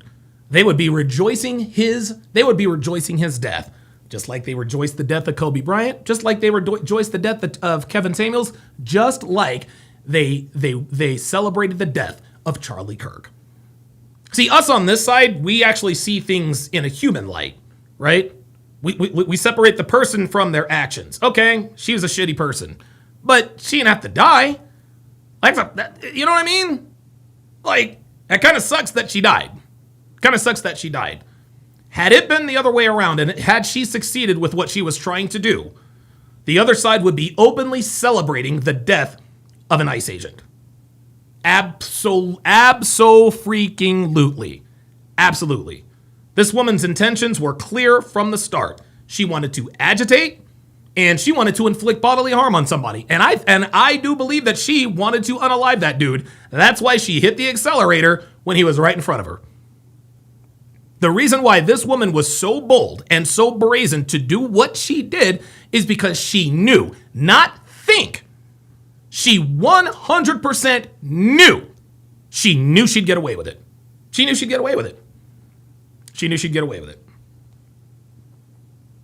Alaskan K actually, this might actually be, well, Alaskan K says jurors would have been from the whole federal district and, hang on a second. Yeah, he says assaulting an ICE agent is a federal crime, bro. Okay, so maybe it would have been tried federally and maybe she would have been found guilty. And you're probably right about that. Do you think she knew that? No. Her ass was stupid. Her ass was dumb. See, she doesn't have the kind of knowledge that Alaskan K has. So if she would have run over that ICE agent and he would have died, it would have ended bad for her. In many different ways, legally. But because she thought, I'll just run over an ICE agent, I'm safe in Minnesota. This woman took an unnecessary gamble because she didn't realize how the law actually works in many more ways than one. She gambled with her life and she lost. She really thought she was in a win-win situation. And she kind of was until she wasn't.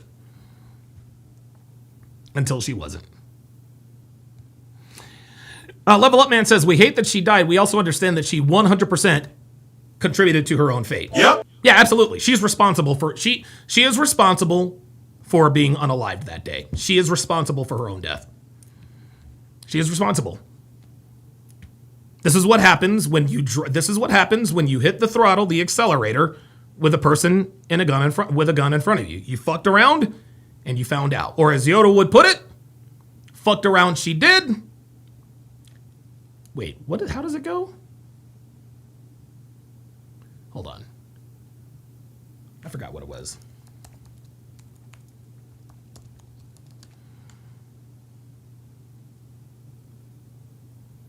Yes. Around she fucked, found out she did. That's what it was. She fucked around, and she found out. Same thing. Same thing. Mr. Midori says the agent will be cleared, but the first shot was self-defense and the next shots were retribution. Yeah, Mr. Midori, it sounds like you might be taking her side. See, when people come, and you need to clarify that quickly before I jump on you. Because when people talk about what the innocent party did that might have made them look guilty, you already know what time they're on. So if you're on the side of these Looney Tunes in Minnesota, just come out and say it. Okay? Just like with the Cassie Diddy thing.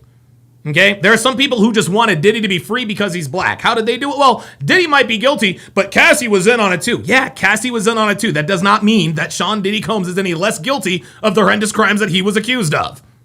I'm not trying to hear all of that. Not trying to hear none of that. I don't give a fuck what the agent did. The bitch hit him. She actually hit him with the car. I don't want to hear nothing about no retribution. The fuck are you talking about? This is how they weasel their way in. Well, listen, I'm on this guy's side, but he did do and say this little one thing. And so what? So what? What? I don't ask these. I don't go back and forth. No, I'm just gonna ask you straight the fuck up. Are you on this bitch's side or not? Because if you are, just come out and say it. Okay? Like, I speak directly here. I'm not the type of person who's gonna take some roundabout line of quote. No. Are you with us or not? Are you with ICE? Are you with the United States or aren't you? Because I don't give a fuck about retribution shots. Fuck out of here with that. Give me a fucking break. You'd squeeze that trigger 100 times if you had a speeding car headed towards you. Give me a break, man. Jesus Christ. Okay. Let's see.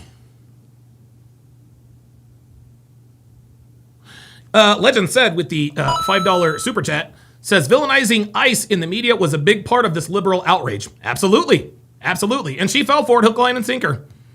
She fell for it hook, line, and sinker. Ken Rose with the $2 super chat. Oh, says sorry for the earlier typo, D. Incidents. Gotcha. I gotcha. Yeah, man. As far as I'm concerned, get all illegal immigrants out of here. Get them all the fuck out of here. Get rid of all the Somalians who are illegal. I don't care what nationality you are. If you are in this country illegally, you've got to go. You've got to fucking go. I don't give a fuck. And fuck Minnesota too. Because I'm going to tell you what Tim Walz is doing in Minnesota, gentlemen, these are the makings of a civil war. I told you guys a civil war appears to be on the horizon. This country has never been more divided. The Carmelo Anthony, Austin Metcalf situation, that is going to be the flashpoint. That's going to be the flashpoint. We have the Minnesota governor, Tim Walz, telling the American people, I'm going to call in the Minnesota National Guard to protect us from federal ICE agents. Gentlemen, when you have two armies that are fighting each other that are from the same country, that is a civil war. What Tim Walz is threatening to do is a civil war. Ark Survival says, what's the pull-up line? I want to debate about black women. Coming right up, Ark. Let's go. Coming right up, bruh. We're about to find out if you really want to come up. Because I don't think you want to come up. I don't think you want to come up. I think you thought that I had stopped paying attention to your dumb ass, but no. You want to debate? Let's debate. Let's go. Let's debate. There it is, right fucking there. Pull up, nigga. Pull up, bruh. What's the pull-up link? I decided I want to debate about black women. Yeah, either pull up or shut the fuck up. Okay. Lily Zero with the member for 49 months says, yes, sir, the ICE agent protected himself all the time. Absolutely. Danny Gonzalez. Oh, SLV says Maryland is probably doing the same shit as Minnesota. Really? I did not know that. Somebody fill me in on what's going on in Maryland. Danny Gonzalez says, I think the left was okay with losing one for the cause just so they can say, see, ICE bad. Then coming online and crying about losing her life as a fake. They're happy she's gone at the hands of ICE. Yeah, that's crazy. That's crazy, man. Well, where are you at, Ark Survival? I gave you the link, and you haven't pulled up yet. Dumbass. I swear to God, every nigga who says they want to come up never do. King Life says, let's be honest, if we all had a firearm and someone tried that to us, it wouldn't matter if we got out of the way. If we think they're trying to take us out, we're all pulling. Absolutely. Yeah, Daryl Bradley says, and I believe the mayor of Minneapolis told ICE to get the fuck out of town. Yeah, yeah, I forgot what that dude's name is. But yeah, yep. Get the fuck out of here. Bro, they're not going anywhere. They're not. Honestly, you want to know what Donald Trump should do? Donald Trump should allow Minnesota to secede from the United States. They should make Minnesota its own country, and you guys can do whatever the hell you want to do in your own country. I guarantee you, inside of a year, Minnesota will be a third world country. Oh, wait a minute. It's trending in that direction right now. Guys, what is happening in Minnesota? Yeah, Jacob Fry. That's his name. What is happening in Minnesota, guys? This is how third world countries are born. This is how third world countries are born. Mass immigration, no laws, relax on laws. Oh, no. Listen, I'm a fan of diversity, but I'm a fan of legal diversity. Number one. Number two, Somalians don't like us.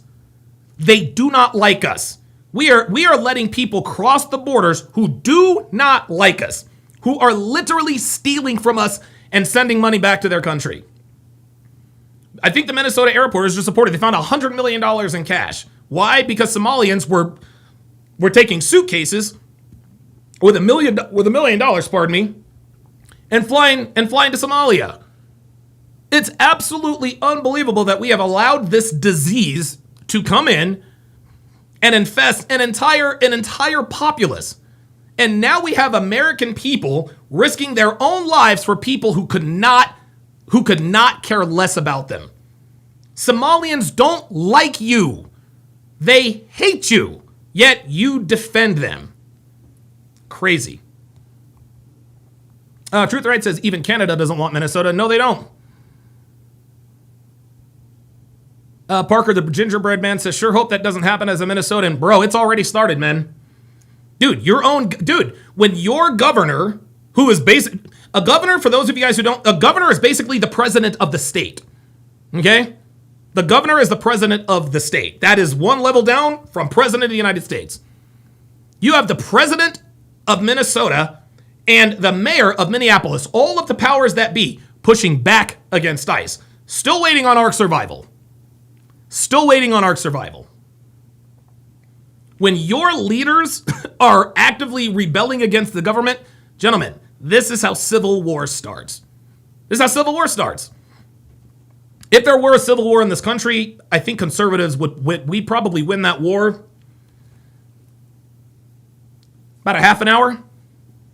Be about a half an hour. Like if a civil war broke out between conservatives and liberals, I think we could probably have that. I think we could probably have that puppy wrapped up by lunchtime. Give or take. Give or take. Yeah, about lunchtime. Yeah. We'll be back in time. We'll be back in time for the quarterly report meeting after lunch. Straight up. Ark Survival says, my phone is in the charger. Stop the cap. No, it's not. You're just afraid to pull up because you are a coward. And you don't need a phone to pull up. You can pull up on literally any device. That's the technology, Ark Survival 22. You can pull up on a phone, computer, laptop, Android, whatever. So if your phone is on the charger, how are you watching me? On my laptop, you dumbass! And laptops have cameras. Pull up, coward! I'm not trying to hear no excuses, bruh. Not trying to hear no excuses. Tim Walz needs to step down. He needs to step down. He's oh my God. And guys, this man very nearly became the vice president of the United States. Okay? Crazy. King Life says they will surrender by 4 p.m. Absolutely.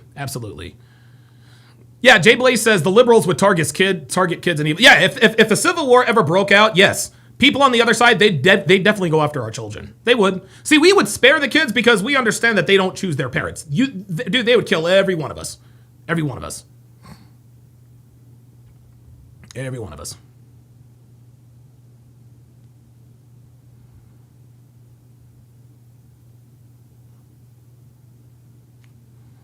Snowdini says 2 days max. I don't even think it would be that long. King Life says they'd surrender by 4. Yep. Danny Gonzalez says, Donovan, my daughter asks me all the time what she has to do to buy a home. It's disgusting that I have to tell her it's almost impossible. So when I see illegals and fraud stealing, it's sickening. Yes, it is. Yes, it is, man. Yes, it is. I mean, dude, it is just... Oh, and by the way, Tim Walz is not running for re-election. Surprisingly. See, I know a little bit about a little bit. Daryl Bradley says also Somalians. All right, Aaron Harris, I see you in the pull-up lounge. Just give me a second. Wait a minute, that just disappeared. Wait a minute, where the fuck did it go? Oh shit. Oh, Mike Steele says that's why Tim Walz wanted to be VP, to protect himself from the fraud consequences. Yeah, you might be right. Okay, Aaron. All right, Aaron, you are on Live with Donovan. What's your name? Where are you calling from? What up, bro? I'm from Cali. Aaron Harris. What's going on, man? What's up, brother? What's on your mind? I just wanted to say I appreciate you. I was just thinking about you today. Like, damn, I haven't heard Donovan in a minute, and I was like, hell yeah, he's live. I wanted to ask you if you've seen the newest After Hours Fresh and Fit did. I need your breakdown. You mean the one from Monday night? It was a few nights ago, yeah. Okay, who was it? Was it with Clavicular or whatever his name was? No, Clavicular wasn't there. It was just Myron and Fresh. Oh, okay, all right. Yeah, if somebody could send me the link, man, I'll definitely check it out because I got a lot of catching up to do. Yeah, we need that breakdown, bro. That shit was insane. But yeah, I appreciate you, man. I've been listening for years. Thank you. I appreciate that, Aaron. And listen, I do it for you guys. Man. So thanks for pulling up, man. Oh, yeah. Have a good one. You too, man. All right. So that was Aaron. That was Aaron. I was hoping it was Ark Survival, but his phone is on the charger and all. Level Up Man says conservatives would start attacking after breakfast because liberals wouldn't even be awake since y'all sleep till noon. Oh my God, that's funny as hell. Captain Stransky says in mourning for the Eagles. I'm not in mourning for the Eagles. We're gonna have the best offense in football next year. Because I think we need to. I think we need to hire either Mike McDaniel or Cliff Kingsbury. Yeah, I know you guys missed the breakdowns. And listen, man, before we go on to the next thing, the reason why I have been noticeably absent the last few weeks is because I've been dealing with a very, very serious issue. No, I'm not going to. You guys know I try to be as open and honest with you as possible, but this is the kind of issue that I'm just not going to share with anybody. Those who are closest to me know exactly what I'm talking about. Jay Blaze, Miami J, Myron Gaines, obviously Fresh, all those guys in my circle, et cetera, et cetera. But things have settled down. Things have settled down, and I'm gonna be on a lot more frequently for sure. Alaskan K says, Don, I subscribed to you after the first time I saw you on Fresh and Fit. Been amazing. Yeah, I appreciate that. And also, for those of you guys who missed it a little bit earlier, this is proof that I'm definitely being shadow banned. I want you guys to take a look at this. Take a look at this. I want you guys to look at these are all of my reels on Facebook. This is my How to Relationship Facebook page. Obviously, there's my face. I have full control of the account. I now have 36,000 followers, but it hadn't even been that big. Look at this. Look at these view counts. Look at these view counts. 12K, 143K. Look at these view counts. I don't even approach these numbers on YouTube. 247K, 369K, 164K. 1.1 million. 99,000. 51K. 24K. 90. Guys, I do not approach these numbers on YouTube. Yet, I have 170,000 followers on YouTube. I can't approach those numbers, but on my Facebook page that only has 36,000 subscribers. 36,000 subscribers. Now I'm getting all the views. Arc Travel says, Eagles are trash. They rigged their games. Dude. Arc, come on, man. Like, oh my God. Dude, bro. Oh my God. Yeah. Oh my God, this guy. Ugh. Oh, boy. Let me ask you something, Ark Survival, just out of curiosity. Do you know what sport the Philadelphia Eagles are in? I just want to make sure I'm dealing with someone with some common sense, because I have reason to believe you don't even like you. I don't think you know who the Eagles are. Like, call me crazy. Call me crazy. I don't think you know what the Philadelphia Eagles are, because now you're just trying to piss. Oh my God, no, the Eagles aren't. Before I get upset, I need you to verify to me that you know who the Philadelphia Eagles are and which league they're in. Then we can have the conversation, because you have shown me that you know very little about very much. You don't know anything about me, and I think you probably know a little less about sports. So tell me, Ark Survival 22, who exactly are I already gave you one clue. The Philadelphia Eagles. Who exactly are, and I'm not going to give you any clues. I'm not going to give you any clues. I'm not going to give you any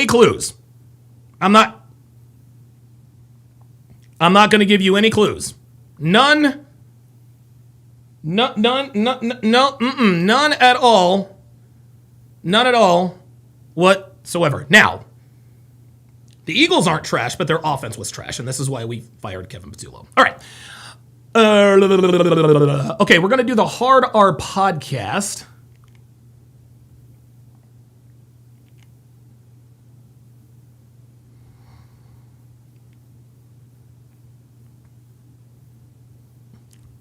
Oh my God. Guys, I'm so sorry. I am so sorry.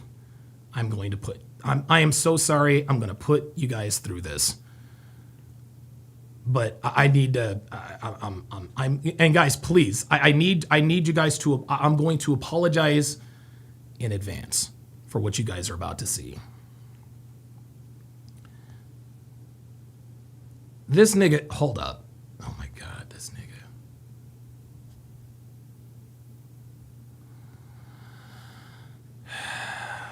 This nigga. You know what, man? Hold up, man. Just. I cannot. Bro. This is guys. Oh my God. Oh my God.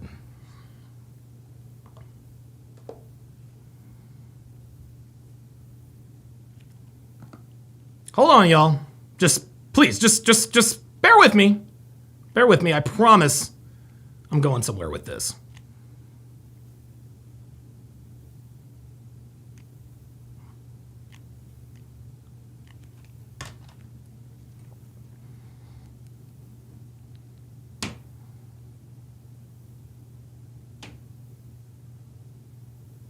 Donovan McNabb, he says, is the quarterback. Oh boy. Yeah. Come on, bro.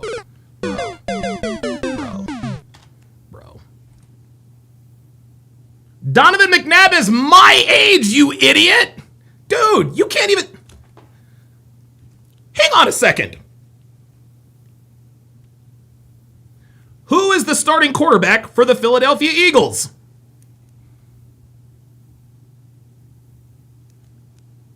Oh, I thought it was going to talk to me. Jalen Hurts, it says. Hold on. Just so I don't think I'm tripping. Who is the quarterback for the Philadelphia Eagles? I guess it's not going to talk to me. Yeah, Jalen Hurts. This dude is talking about Donovan McNabb. Ay. Oh boy. All right. I do apologize for that. But I think he is a nigga, which is good because we're about to do the Hard R podcast. And the language is about to get infinitely more colorful.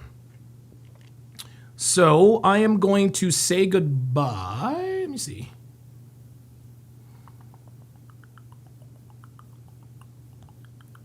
There it is. There's Restream. Okay. So I'm going to say goodbye to my every audience except for Rumble. And what I'm going to do,